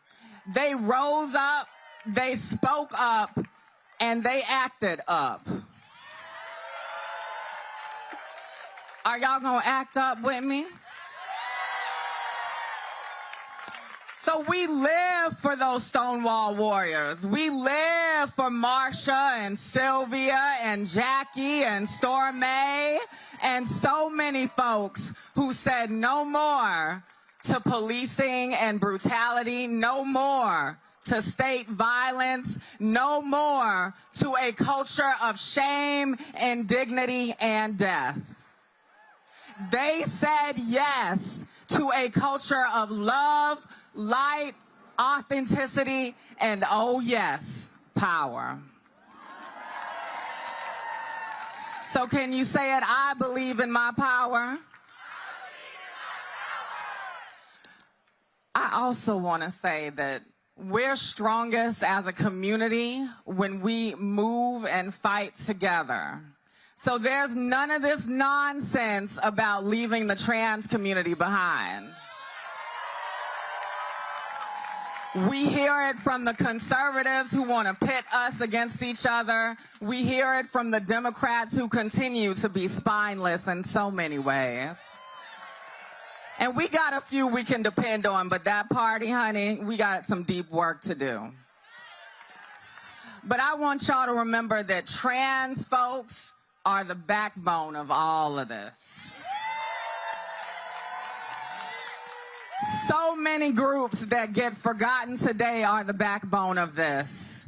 Our sex workers, our street queens, those who are houseless and disabled, our elders, our youth, our activists and protesters on the street almost every week are the backbone of all of this.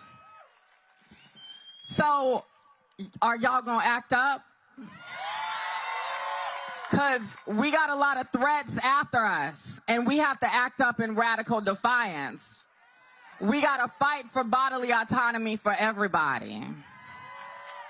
Because we know those who are trying to ban abortion and repro justice are the same ones trying to ban gender-affirming care.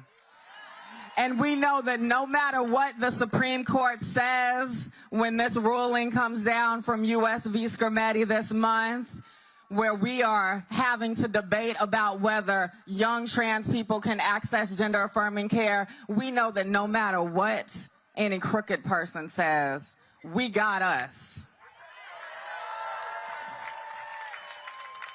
So we're gonna fight for our trans youth to have access to the care that they deserve. And if you don't understand that care, get to reading, y'all.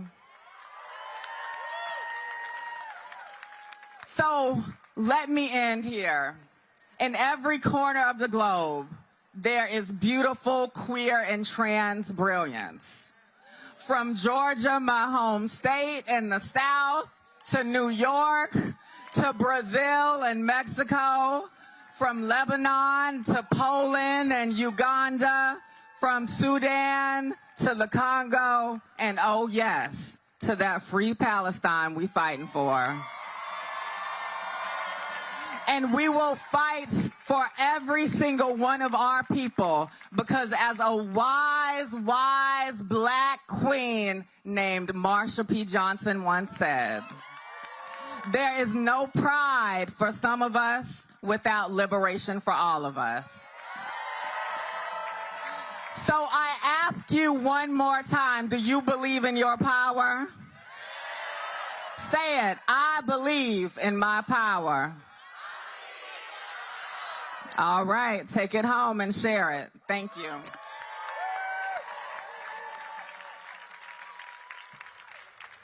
From St. Lucia, please welcome activist Tynetta McCoy.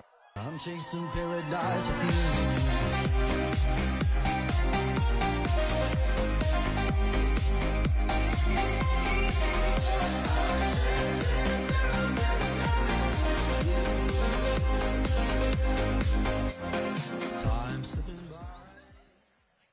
I am a young Caribbean activist from St. Kitts and Nevis.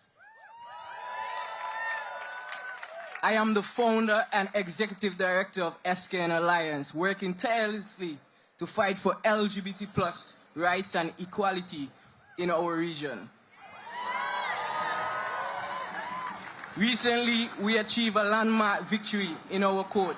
Challenge successfully shut down the burglar in the Federation. A law rooted in discrimination and outdated beliefs. This shows that change is possible and justice can prevail. But our fight is far from over. There is still so much uncertainty, and our community remains vulnerable. We need your support, your solidarity, and your voices to continue pushing for full equality. When one of us is denied rights, all of us are diminished. When we stand together, we send a powerful message. Love is love. and everyone deserves dignity and respect. Today, I ask you to remember that progress requires courage and a collective action. We must keep challenging unjust laws, breaking down barriers, and building inclusive societies. Our work is vital for the Caribbean, for the global community, and for every person who longs to live authentically. Thank you.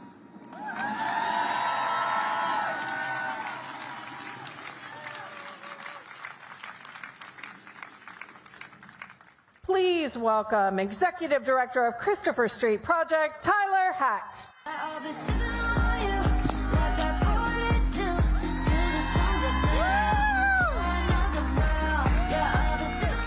Happy Pride!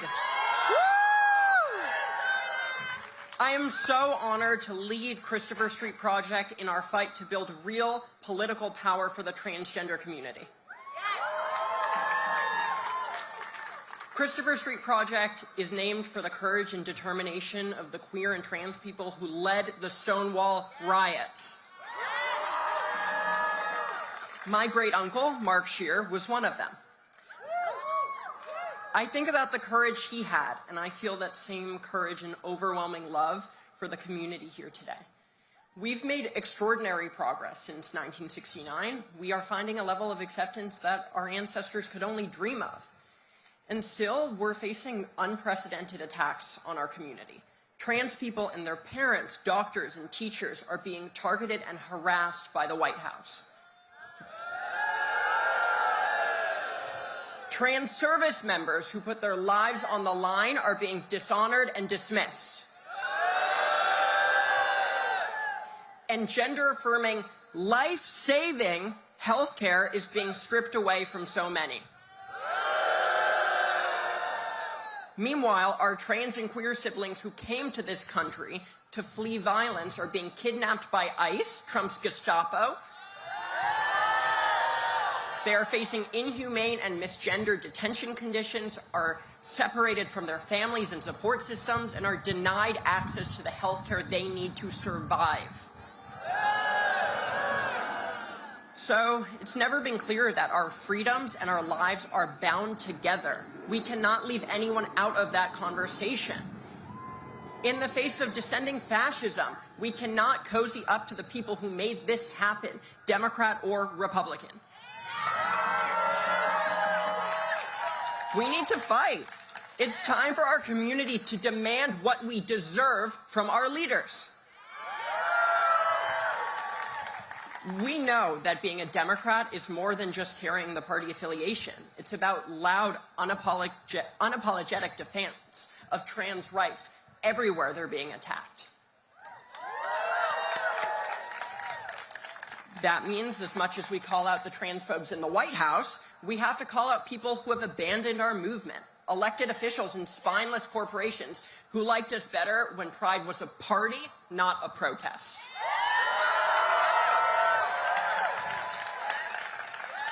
We also have to hold accountable the LGBTQ+ institutions that sideline liberation in favor of playing respectability politics with institutions and actors that don't have our back. Pride is about liberation, not corporate sponsorship.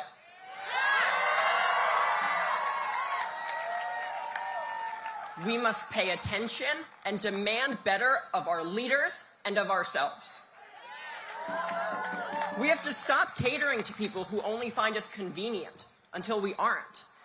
We were not here because we were convenient. We were here because we were inconvenient. Because our ancestors at Stonewall stood up and fought. Because we all have the courage to live and exist unapologetically as trans and queer people in the face of fascism. Because we're building political power like we have never seen before. We must show up for each other. Show up for trans kids at their soccer games to cheer them on. For our immigrant siblings leaving courthouses. For doctors practicing life-saving medicine and for parents fighting for their children. Show up for all of us. We cannot and will not settle for anything less to a complete commitment to collective liberation. Our movement has never needed permission to exist. We have been here, we are here, and we will be here for a long, long time. We must stand up for us now and for the future of our community, because none of us are free until all of us are free. Thank you, happy Pride, and keep fighting!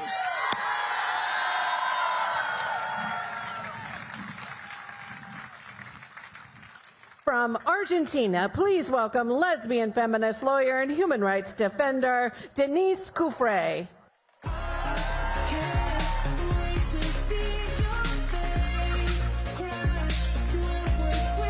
Hi, happy Pride.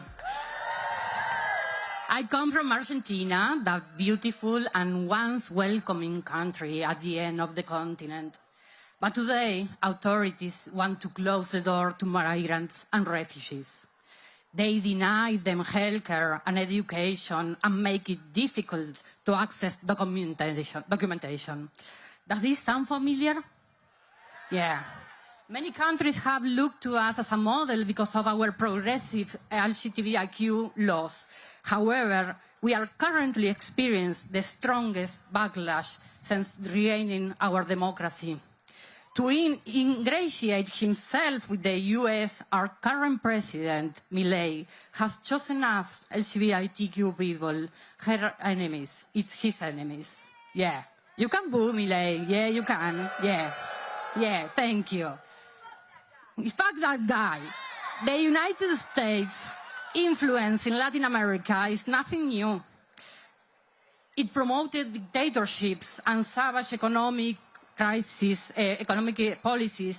that generate economic crises, that impact our communities, which are systematically excluded from decision-making spaces. Some common practices of anti-right governments in the region include a law requiring people to use the bathroom corresponding to the gender assigned at birth in Peru. They use the same argument that they use here in the United States to take care of our children. In Argentina, public policy institutions to denounce discrimination and the Ministry of Women and Diversities have been eliminated or converted into a family ministry in Peru, where our diverse families don't fit. Public hospitals, mainly treating women, people living with HIV, migrants, and transgender people, are underfunded. LGBTIQ organizations throughout the whole region is being defunded because of the elimination of USAID and DIE policies. Yeah. Yeah. There is persecution of political dissent and police repression of peaceful protests everywhere. Days before the election, the president of Ecuador signed a compromise against promoting gender ideology. What the fuck is that? Large companies are abandoning their DEI policies out of fear of reprisal or because they never truly believe in them. Yeah, cowards. Our leaders use empty slogans to misinform and also to steal our discourse about human rights. Did you know that hatred and violence are advancing in Argentina in the name of freedom? Yeah. Freedom to hate, freedom to impoverish, freedom to repress dissent. They turn us into the enemy to impose a model that kills us. They are literally killing us. I cry for you, Argentina, because you are also exporting hatred.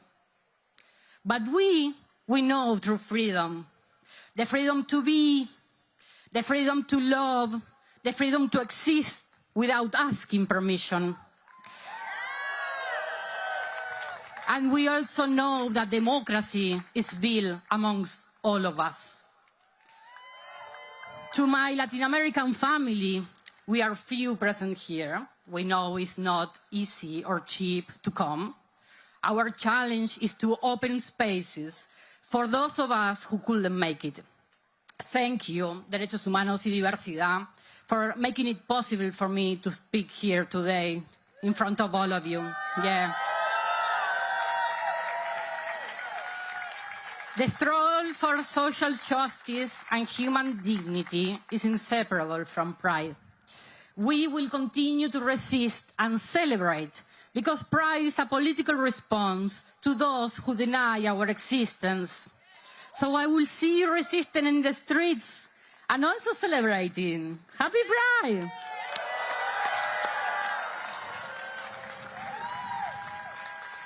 Please welcome Kenya Hutton, the President and CEO of the Center for Black Equity.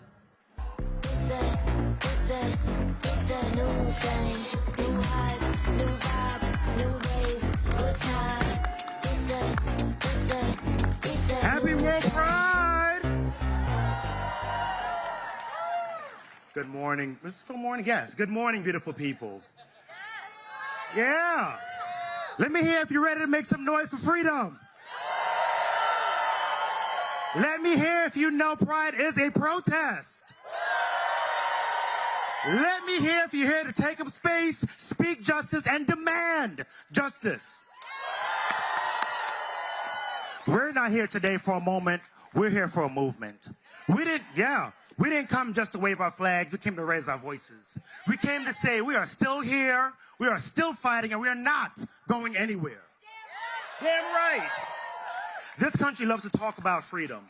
But when black trans women are being murdered, where's the freedom? When queer youth are kicked out of their homes, where's the freedom?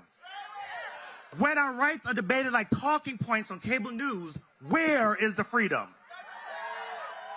Let me be clear. Visibility matters, but it has to come with power to make change. We don't need to be your token. We don't need to be your press release. We need to be at the table when decisions are made from the start.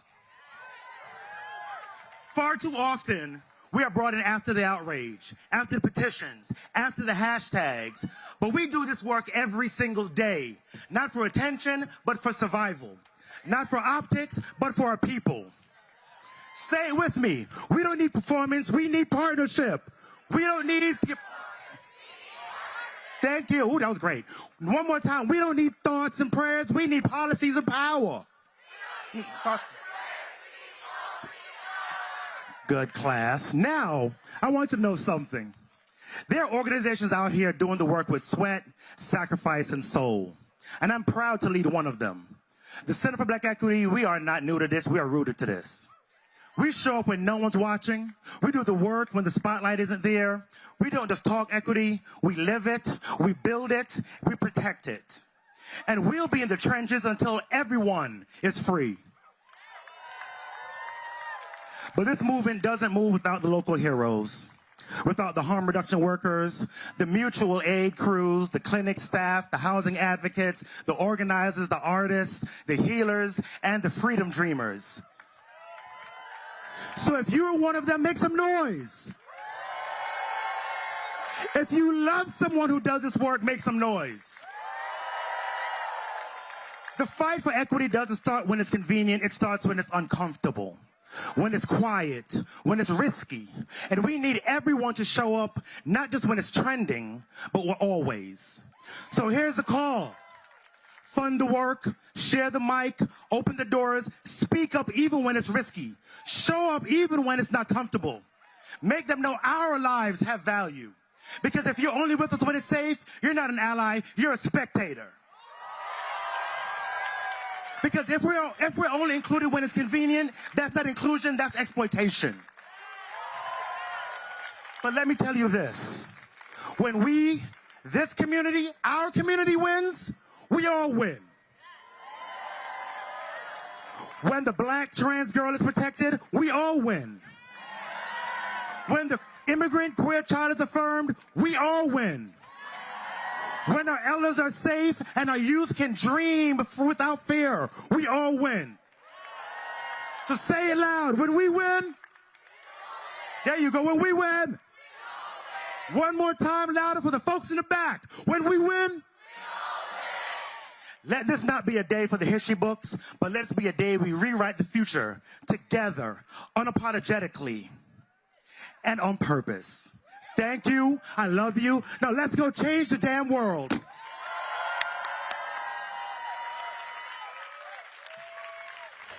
Please welcome Yasmin Benoit, asexual activist, British model, multi-award winning writer, speaker, consultant, and researcher.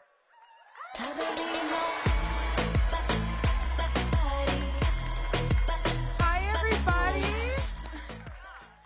Okay, I can see some familiar faces. Where are my asexuals and aromantics at? Okay, and where are our supporters at? There we go. As a British asexual activist, it is such an honor to be here at WorldPride in Washington, D.C., because in the UK, we have been seeing and feeling the effects of your administration. As the saying goes, when America sneezes, the world catches a cold, and we haven't been doing too well. In an increasingly globalized world, we've never been more connected, and it's never been more important to stand together. And this is actually the first time I've been to a Pride like this where I haven't received hate from within the queer community for being here as an asexual person. Like, this is the first time. And I mean, I might be being a bit premature because I'm still here, but so far so good. I mean, usually, as soon as my appearance is announced at these things, all the comments start saying, why should asexual people be included? Asexuality doesn't fit. You take away from the real conversation. You shouldn't be part of the community. It's actually become a bit of a Pride tradition for me to receive that. And it's... And it's strange because, like, most people can recognize homophobia. They can recognize what transphobia means, but lots of people don't even know what acephobia is. And it's so deeply ingrained in our society, and not only that, it's on the increase. And how are people, like, if you don't know what our discrimination looks like, then how can you fight it with us? I believe that asexual people should have the same legal protections and recognitions as the other LGBTQ plus identities. I believe that we should have equal access to health care without being pathologized as a mental disorder, which has been an issue here and in the UK and throughout the rest of the world still. We talk about the fabric of freedom, but you can't have fabric without intertwining different pieces. There's a reason why there's so many letters in the acronym. Our issues and experiences are interconnected, and there's strength in that. It shouldn't be a competition between us. It should be collaborative. We're having a fight for equality, but the focus is not equal. We need to extend the conversation beyond the Q+ as well, and not just embrace those communities, but also to amplify and uplift them and serve them as well. So, thank you very much for being like the most welcoming Pride I've ever been to. Thank you, Capital Pride, for contributing to this being the biggest asexual and aromantic turnout they've ever had. So keep that energy. Thank you so much.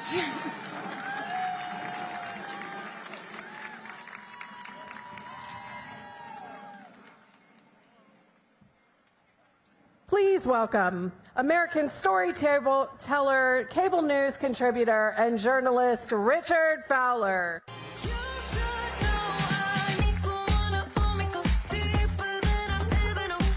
Hello, World Pride. How we doing?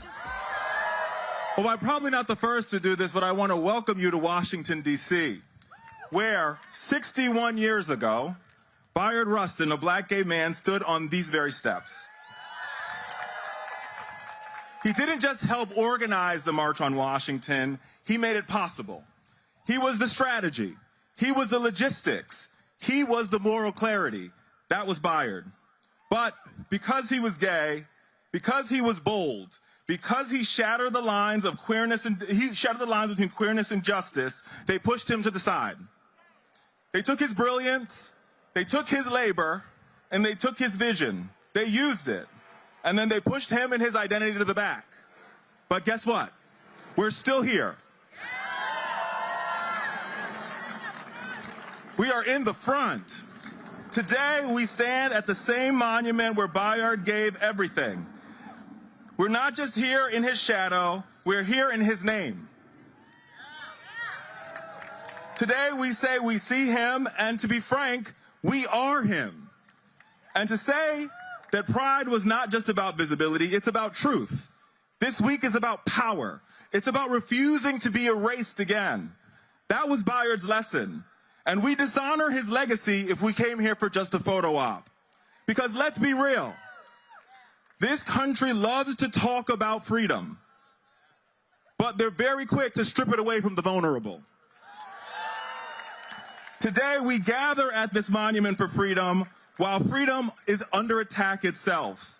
There are politicians, both here in America and around the world, that want to erase us from classrooms. They want to erase us from courtrooms. They want to erase us from clinics.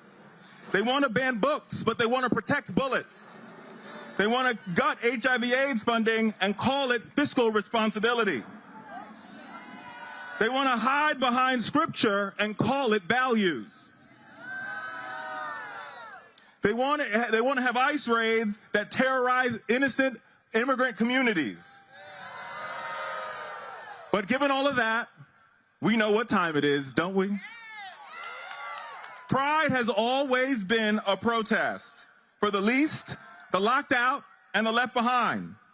The people holding this country together is and will continue to be queer folk, working folk, teachers, nurses, janitors, firefighters, bus drivers, many of them queer, many of them working to their fingers to the bone. These people understand who Bayard was. They understand that greatness is not a slogan on a hat, but it shows up in courage every day. They know the measure of a nation isn't how you treat the powerful, it's actually how you treat the vulnerable. They know, and we know, that none of us are free until we are all free. So let this day not be one of comfort, but one of conviction. Don't just leave here inspired, leave here ready to fight forward. Be the one that will disrupt the boardroom, disrupt the classroom, the pulpit, and the ballot box. Make the complicit folks nervous. Make the bigots scared. And let me tell you something. When they tell you to be quiet, get louder. Because this moment doesn't need more celebrations. Right now, we demand confrontation. And if we fight like hell, and we love like hell, because we have to, know that we're doing it in their honor. And let's make damn sure that no one, let me repeat that, let's make damn sure that no one ever gets erased again. God bless this fight. Thank y'all. Have a great World Pride, and thanks for having me.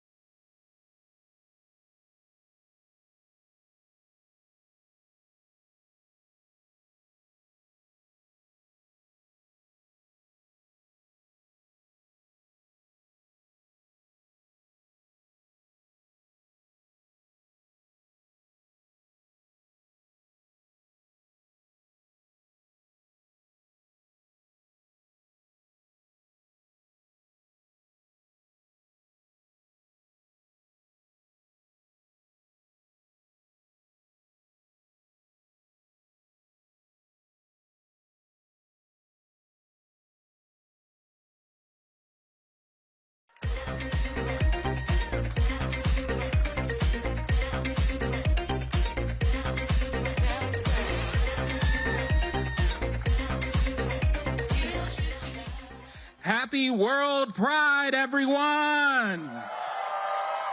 I am Delegate Rosia A. Henson Jr., Virginia's first openly gay black state legislator, and let me tell you, it is truly an honor to be here with all of you today. And we are showing the world what it means to live out loud. World Pride isn't just a party, it's a powerful movement. It's a celebration of who we are, and it's a declaration that we will not be erased. Not here, not anywhere. In Virginia, we are making history. In the General Assembly, we are taking steps to repeal the constitutional ban on same-sex marriage in our Constitution. That is right, that hateful language, we're scrapping it next year. Because we believe love is love and that our Constitution should honor every Virginian's dignity. But let's be real, the fight is not over. Across the globe, LGBTQ siblings still face violence, criminalization, and persecution. And here at home, we've seen attacks on trans youth, on our health care, and our right to simply to exist. In Virginia alone, extremists tried to pass bills to discriminate, to silence, and to shame. And we said, hell no, not on our watch. We've stopped them this time, but the fight for freedom, the fight for equality, and the fight for joy continues. World Pride calls us to go bigger and to be bolder. It's just not about waving a flag, it's about defending what that flag stands for. From queer refugees to trans kids to black and brown LGBTQ communities, we will stand together. To our global family, I see you, I love you, and I carry the courage into every room of power that I enter. Let this World Pride be our rally cry. We are not alone, we are not powerless, and we are not going anywhere. Happy Pride, everyone.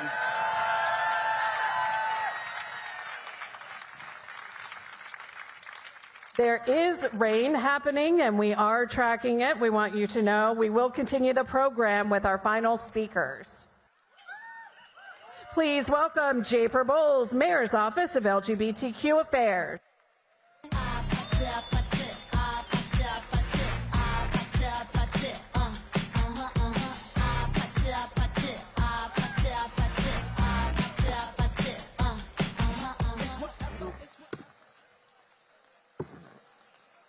Good afternoon, family. I'm Japer Bowles, and I proudly serve as the Director of the Mayor's Office of LGBTQ Affairs in Washington, D.C. On behalf of Mayor Muriel Bowser, happy World Pride in the gayest city in the world! We gather here today on sacred grounds where generations have marched, have rallied, and have demanded a more just world. We stand not just as individuals, but as a global movement, a movement powered by trans joy, by queer resilience, and unapologetic love.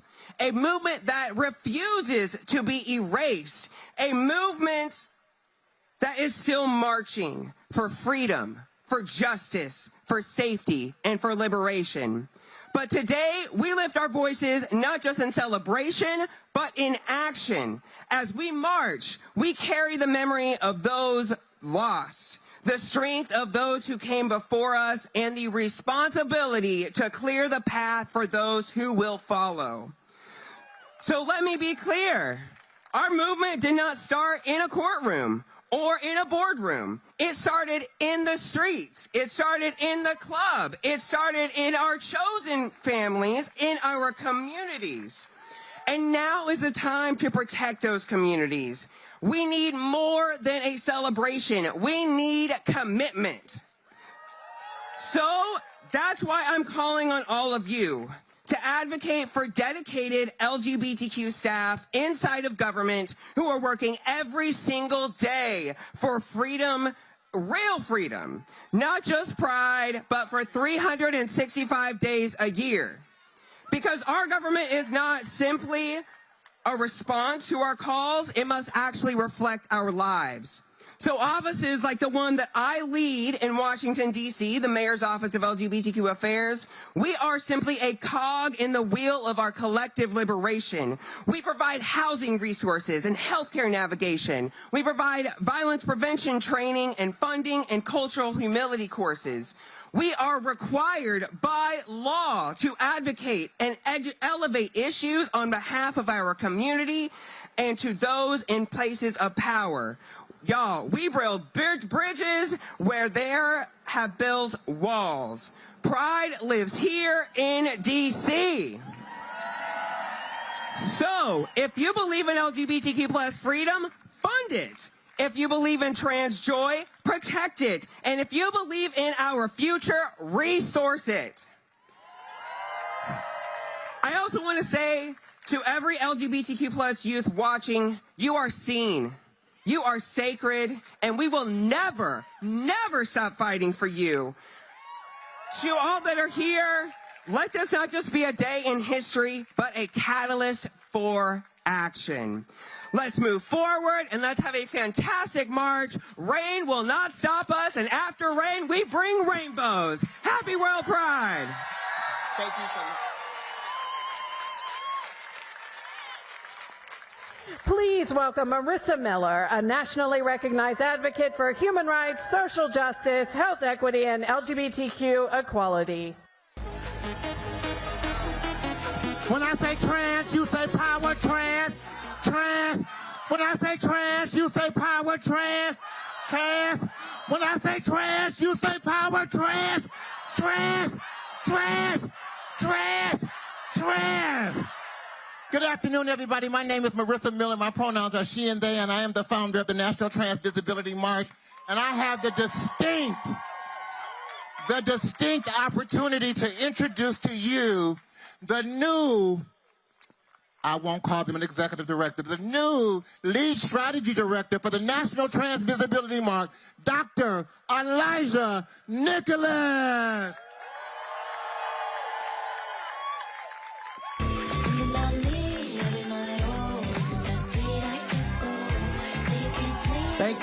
Thank you. Let me get right to it.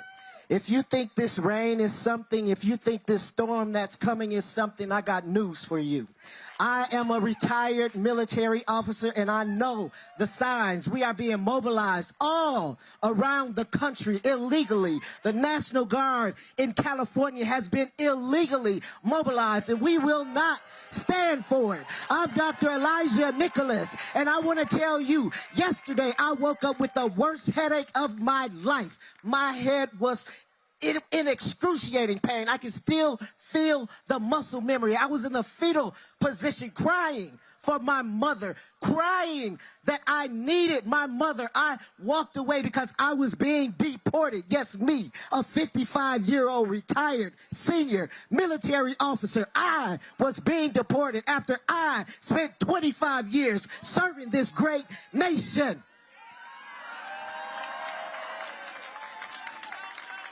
And I realized that I was crying. As I walked off, I told my best friend, I said, tell my mama I love her. I walked a few more steps and I told somebody else, tell my mama I love her. And as the officers came and put me in handcuffs with my head pounding, I found myself in a dark, cold, brutal room. I was sitting there rocking, crying like a baby. Crying like a baby. Me, a military-trained person. And if you are okay with that, there is something wrong. Because there are babies being deported. There are children being deported. There are immigrants being deported. There are veterans being deported. And that is not okay on my watch. And it should not be okay on your watch either. I want to tell you, somebody asked me, my new friend Benedict the other day from the Australian News. He said, Dr. Elijah, are you afraid? And I quickly said, I am not afraid. And I am not afraid, and the reason that I am not afraid, if I may boldly and courageously use the words and lift the words of Dr. Martin Luther King. Mine eyes have seen the glory of the coming of the Lord, and I shall not fear any man, not Donald Trump, not Elon Musk, not Republicans, not Democrats, not independents. And I say this, I truly am not afraid because I know what I came to this earth to do. I know what I live for, and I know what I'm prepared to die for. The question is, I am over the political performative bullshit. Don't invite me to the table. Don't spread your table for me. Because if you're not going to give me equity, I don't want to be at your table. And I came to tell you, I'm talking to this whole community because there is too much rainbow rhetoric. I know we don't want to hear it, but there's too much rainbow rhetoric. Transgender, non-binary, non-gender conforming, two-spirited, intersex people are dying. We are losing our health care. I'm 55 years old, and I am being threatened with losing my health care. I am not okay with that. This is not okay. And until we come together as a rainbow community, as a black community, as veterans, as children, as parents, we will not get where we're supposed to go. And so I want to boldly and courageously give you this burden, this heavy burden. What will you tell my mama? What are you going to tell my mama? Because I'm prepared to die for justice. I'm prepared to die for justice. I'm prepared to die for you. I'm prepared to die for veterans. I'm prepared to die for neurodivergent people. I'm prepared to die for white people. I'm prepared to die for black people. I'm prepared to die for Asians. I'm prepared. It is not business as usual. And if you're okay with telling my mama that Elijah fought for transgender people, Elijah fought for veterans, Elijah fought for intersex people, Elijah fought for asexual people, and you can sleep at night and you didn't fight for me, that's on you. Thank you.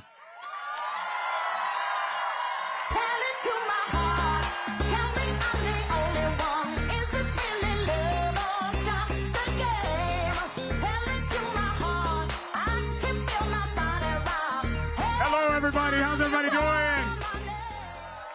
Thank you. Sorry that this rain is coming down. It was unexpected to a degree because we know that we're resilient people and we're going to be able to continue through any and everything.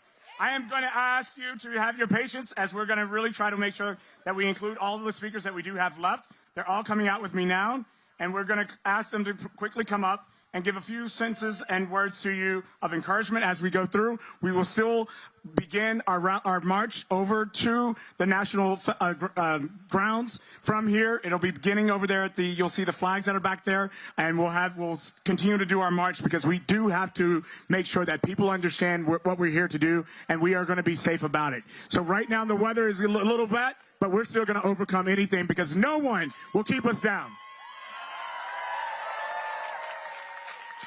So next up, I'm going to ask Lily Rude to come up, please. Thank you so much. My name is Lily E. Rude. I use she, her pronouns, and I'm here today representing SMILE, an organization that serves trans and queer youth in Washington, D.C. I'm here to say that we are not afraid. I had an opportunity much like this one not long ago to speak to a large crowd in a moment of trans advocacy in Washington, D.C., but I turned it down because I felt afraid. But this time, I am not afraid. Because what I know is that we have something much stronger than fear as trans young people. We have hope. There's a lot more I wanted to say, but I want to make sure that all of our speakers get to come out here in the rain. So thank you so much. Fight for the trans young people in your life. Fight for trans women. We will never back down. Thank you. Please welcome Preston Mitchum. Happy World Pride! All right, clearly we have to remix some stuff, right? So I just want to say to you all, the one person I'm always going to think about in this very spot 61 years ago at the March on Washington for Jobs and Justice is Byron Rustin. His name was echoed before already, and it reverberates across all of you all. The one thing that Byron Rustin always said is we need in every community a group of angelic troublemakers. All right, so let's say that again. We need in every community a group of angelic troublemakers. If you are out here, I hope you consider yourself to be an angelic troublemaker, because we need all of us. All of us, we need us, right? Right? All right. And that is fundamentally important because we are having people play oppression Olympics against us. We are having people try to divide us, strike apathy and fear in us, but we cannot let them win. We can never let them win. Today, in these moments, we need us more now than ever before, because history will always remember the ones who we forgot about, right? As they were stomping on us, as they were writing policy against us, as they were making us become our own enemies, right? They will remember this, and so will we. So make sure to always remember again the one quote: we need in every community a group of angelic troublemakers. Remember this name, Byron Rustin, always. Thank you all. Please welcome Hope Giselle.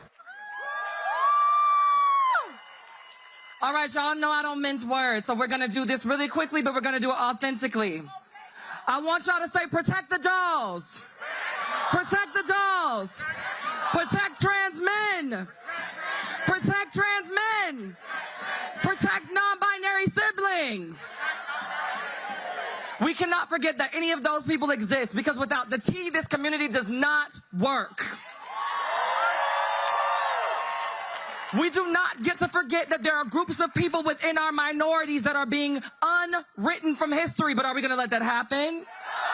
Are we going to let that happen? Hell to the no. Let me explain something to you all. We are on a fight to become exclusive. A lot of us want to be the only one, the number one, the one that holds the spot. And while that's a great Beyonce lyric, it does not work for activism.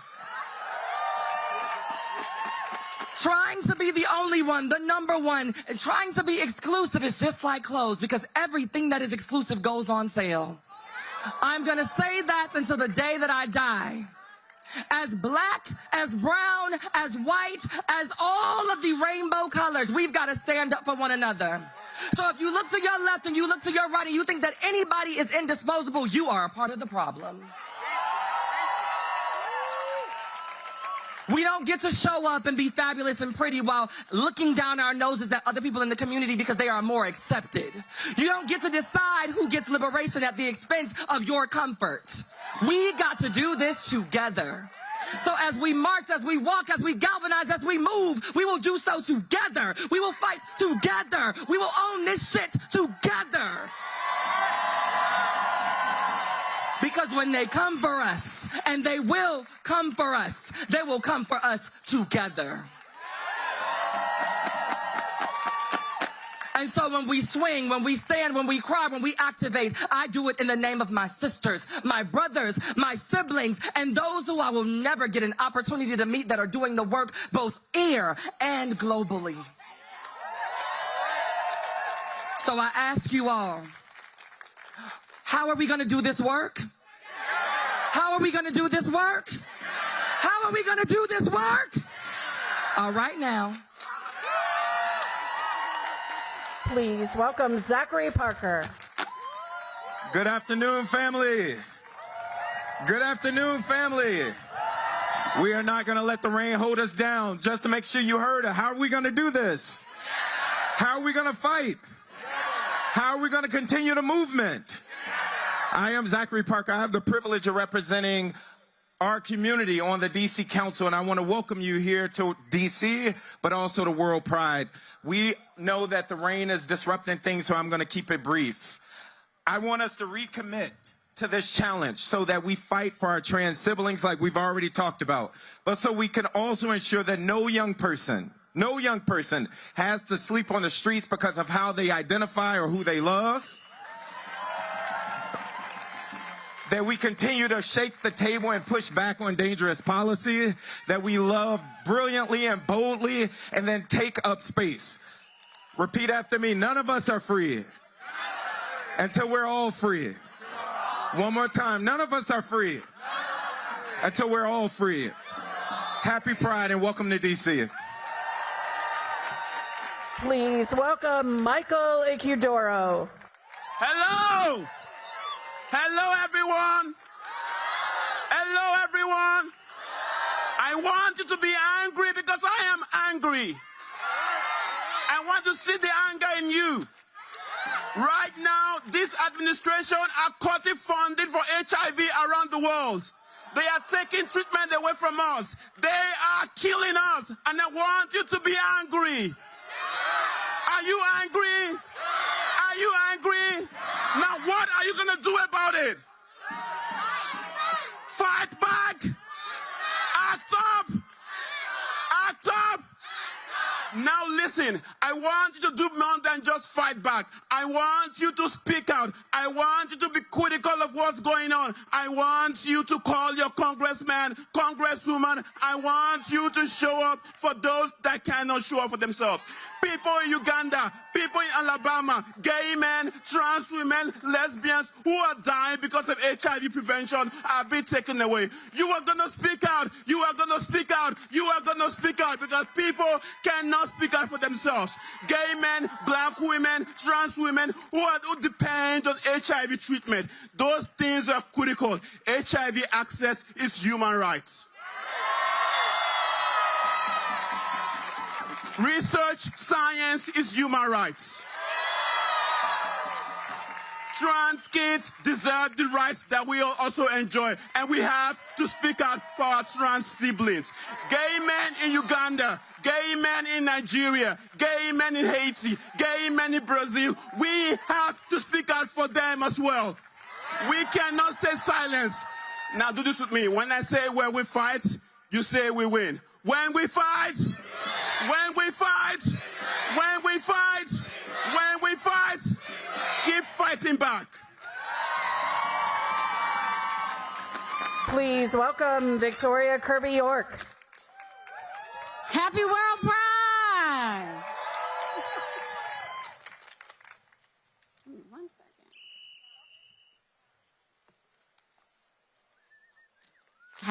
Scrolling the pages real quick, y'all. All right. So you've heard about Bayard Rustin a few times today. I've got a new quote for you. Let us be enraged by injustice, but let us not be destroyed by it. We are all one, and if we don't know it, we will learn it the hard way. My name is Victoria Kirby York. I'm the Director of Public Policy and Programs at the National Black Justice Collective, known as NBJC. And I just want to give you all a brief reminder before we hit these streets. In 2016 in North Carolina, when the legislature passed HB 2, we showed the world by kicking out the incumbent governor for the first time in the state's history in repealing that anti-trans, anti-civil rights legislation, because we knew that out of many, we are one. And when I point, I want you to say, we are one with me, loud and proud. In 2018, our opponents were 1 or 2 governor's wins away from being able to rewrite our entire Constitution. And we stopped it in one of the most diverse electorates in history. We showed the world that. That's right. And in 22, when the media counted us out based on historical trends, we showed our nation that. And even in 2024, when pro-equality candidates were supposed to experience a congressional upset that would set us back generations, we showed that we. So don't let our opponents Hail Mary, which is what is going on right now, distract, confuse, and splinter us. Football players like my wife and nephews will tell you that's what the play is designed to do. A good defense never takes its eye off the ball, and we won't either. We must act as one, protect each one of us, and in the face of fear, move with undeniable courage and the brilliance that is the birthright of every queer, trans, and marginalized person in the world. The only way they win is to tear us apart and fool us into thinking that we win more alone. Ask the wealthiest man in the world how it's working out for him right now.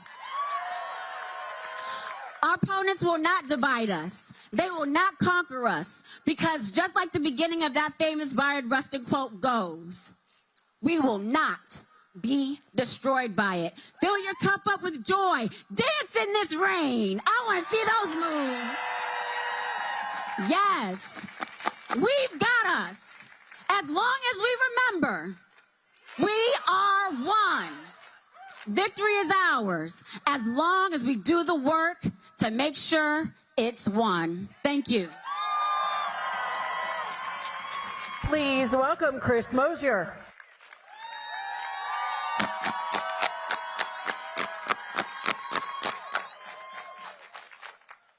My name is Chris Mosier. I'm a trans athlete and activist working for gender liberation in sports and beyond. You might not know my name or my story because I don't fit with what they want you to think about transgender athletes. I'm a 5-time men's national champion, an 8-time member of Team USA, and a men's All-American, and in 2020, I was in the Olympic trials as the first transgender athlete to compete in their true gender, when I ranked 12th in the country with men. In 28 states right now, young trans kids like me are not able to pursue their passions. They're not able to play the sports they love. They're not able to do what I've done. They're not able to get the benefits of sports. But this is not about sports, because if it was, they'd be able to name more than one WNBA player. And this is not about protecting women, because if it was, they wouldn't be coming after reproductive rights. And this is not about fairness. No, it is not. This is about power, and this is about control. They want to paint us as dangerous on the courts and the fields so that they can say that we are a threat everywhere else. But we will not let them. When I put on my Team USA uniform this fall in the World Championship and represent our country, and how messed up is this? I can represent our country at the highest level of my sport, but I am not safe to use the bathroom in the country that I represent.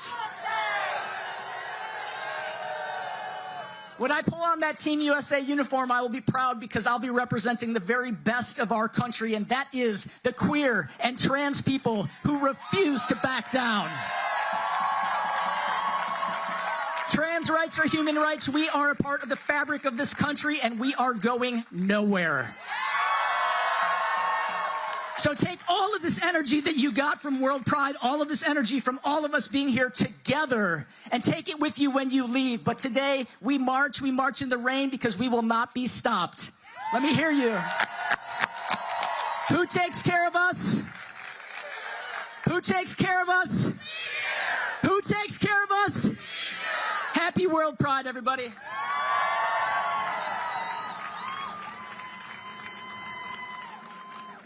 All right. I'm going to bring up a very special guest to us real quickly, who unfortunately, because of the rainstorm, we're going to already have to shut down. But I do want to allow Miss Britta Filter to say a few words with us. Welcome around. Everyone say love. Everyone say love. My name is Britta Filter. You might recognize me from RuPaul's Drag Race. I am also the national chair of Drag Out the Vote. Now listen, honey, I was supposed to do this really beautiful performance for you. I know, but they're shutting us down, unfortunately. And so I just wanted to come out here. It is so important that we continue to spread love To those that don't show us love, we continue to show them love, because that is what is important. We spread the love that we want them to show us, and continue to spread that love, because our love and our joy is infectious. It is infectious and it is contagious. And as long as we keep doing that, it will be the most beautiful thing ever. I'm so happy to be here with you. Happy World Pride to all of you.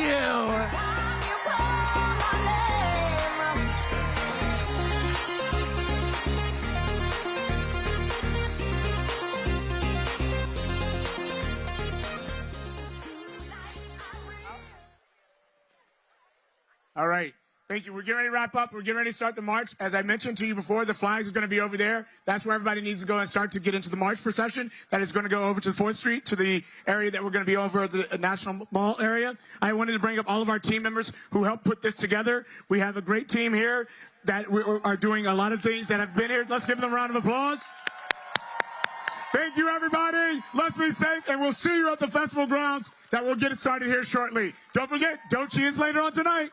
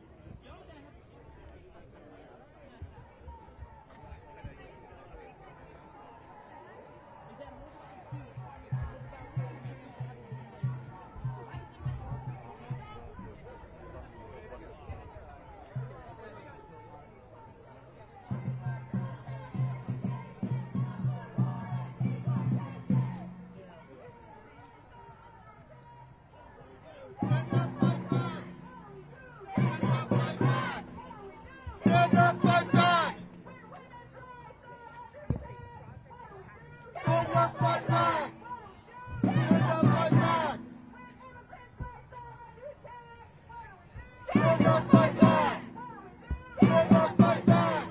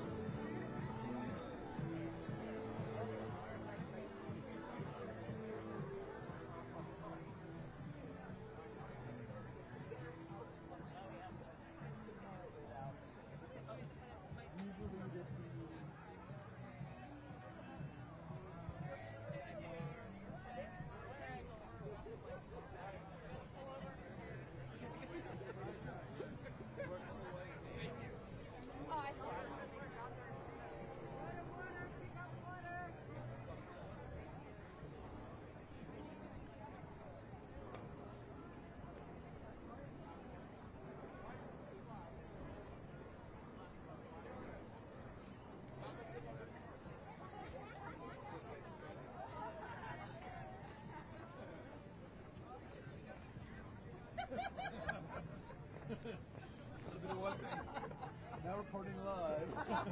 He looks great. Sliding down her ball.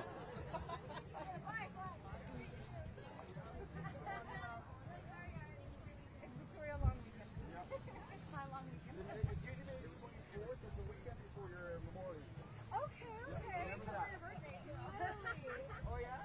Yeah, my birthday's next weekend. Oh, no, happy birthday. Thank you.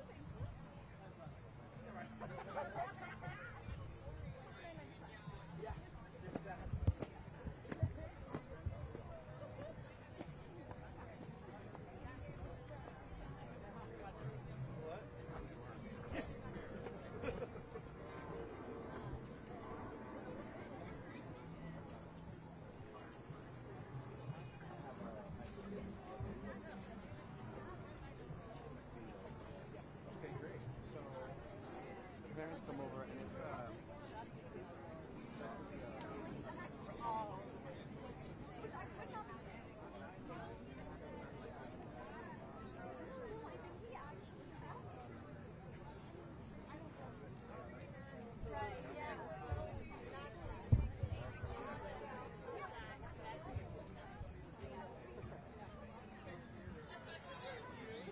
certainly did not deter spirit and energy on Mars.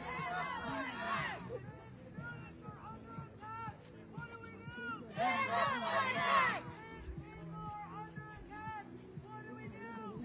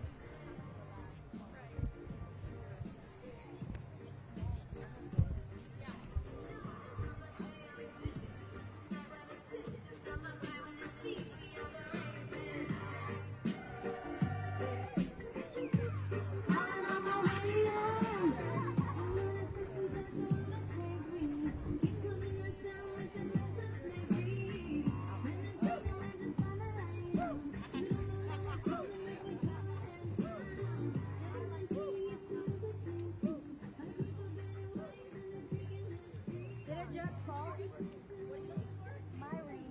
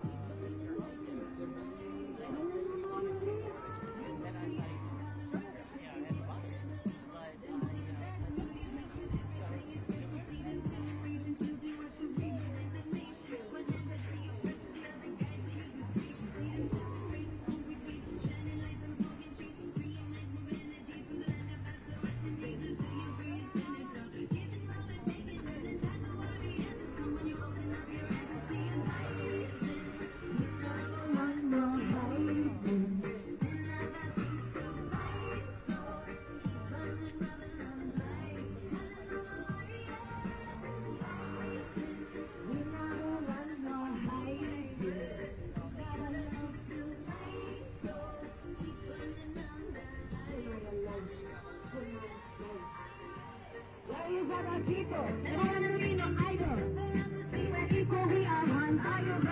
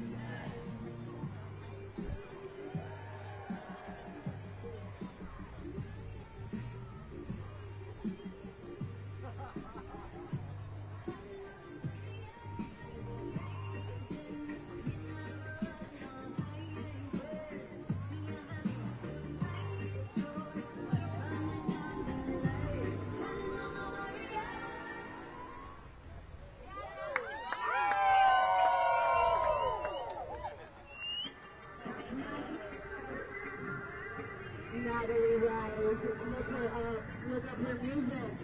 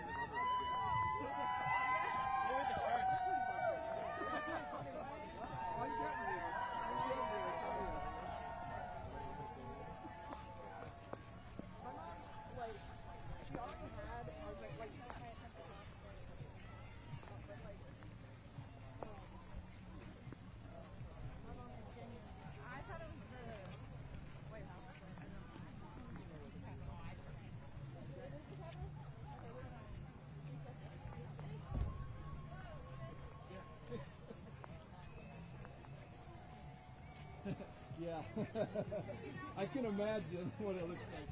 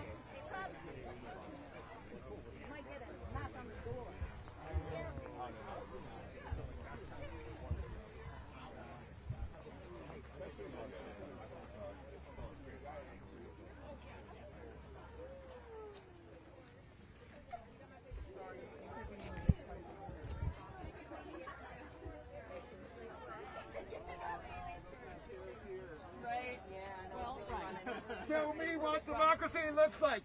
Thanks for being here. Thank you. Show me what democracy looks like. This is what democracy looks like. Show me what democracy looks like. This is what democracy looks like. This is what democracy looks like. This is what resistance looks like. This is what resistance looks like.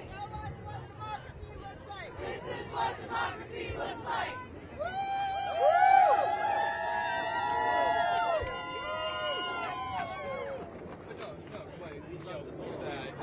Learned a lot about.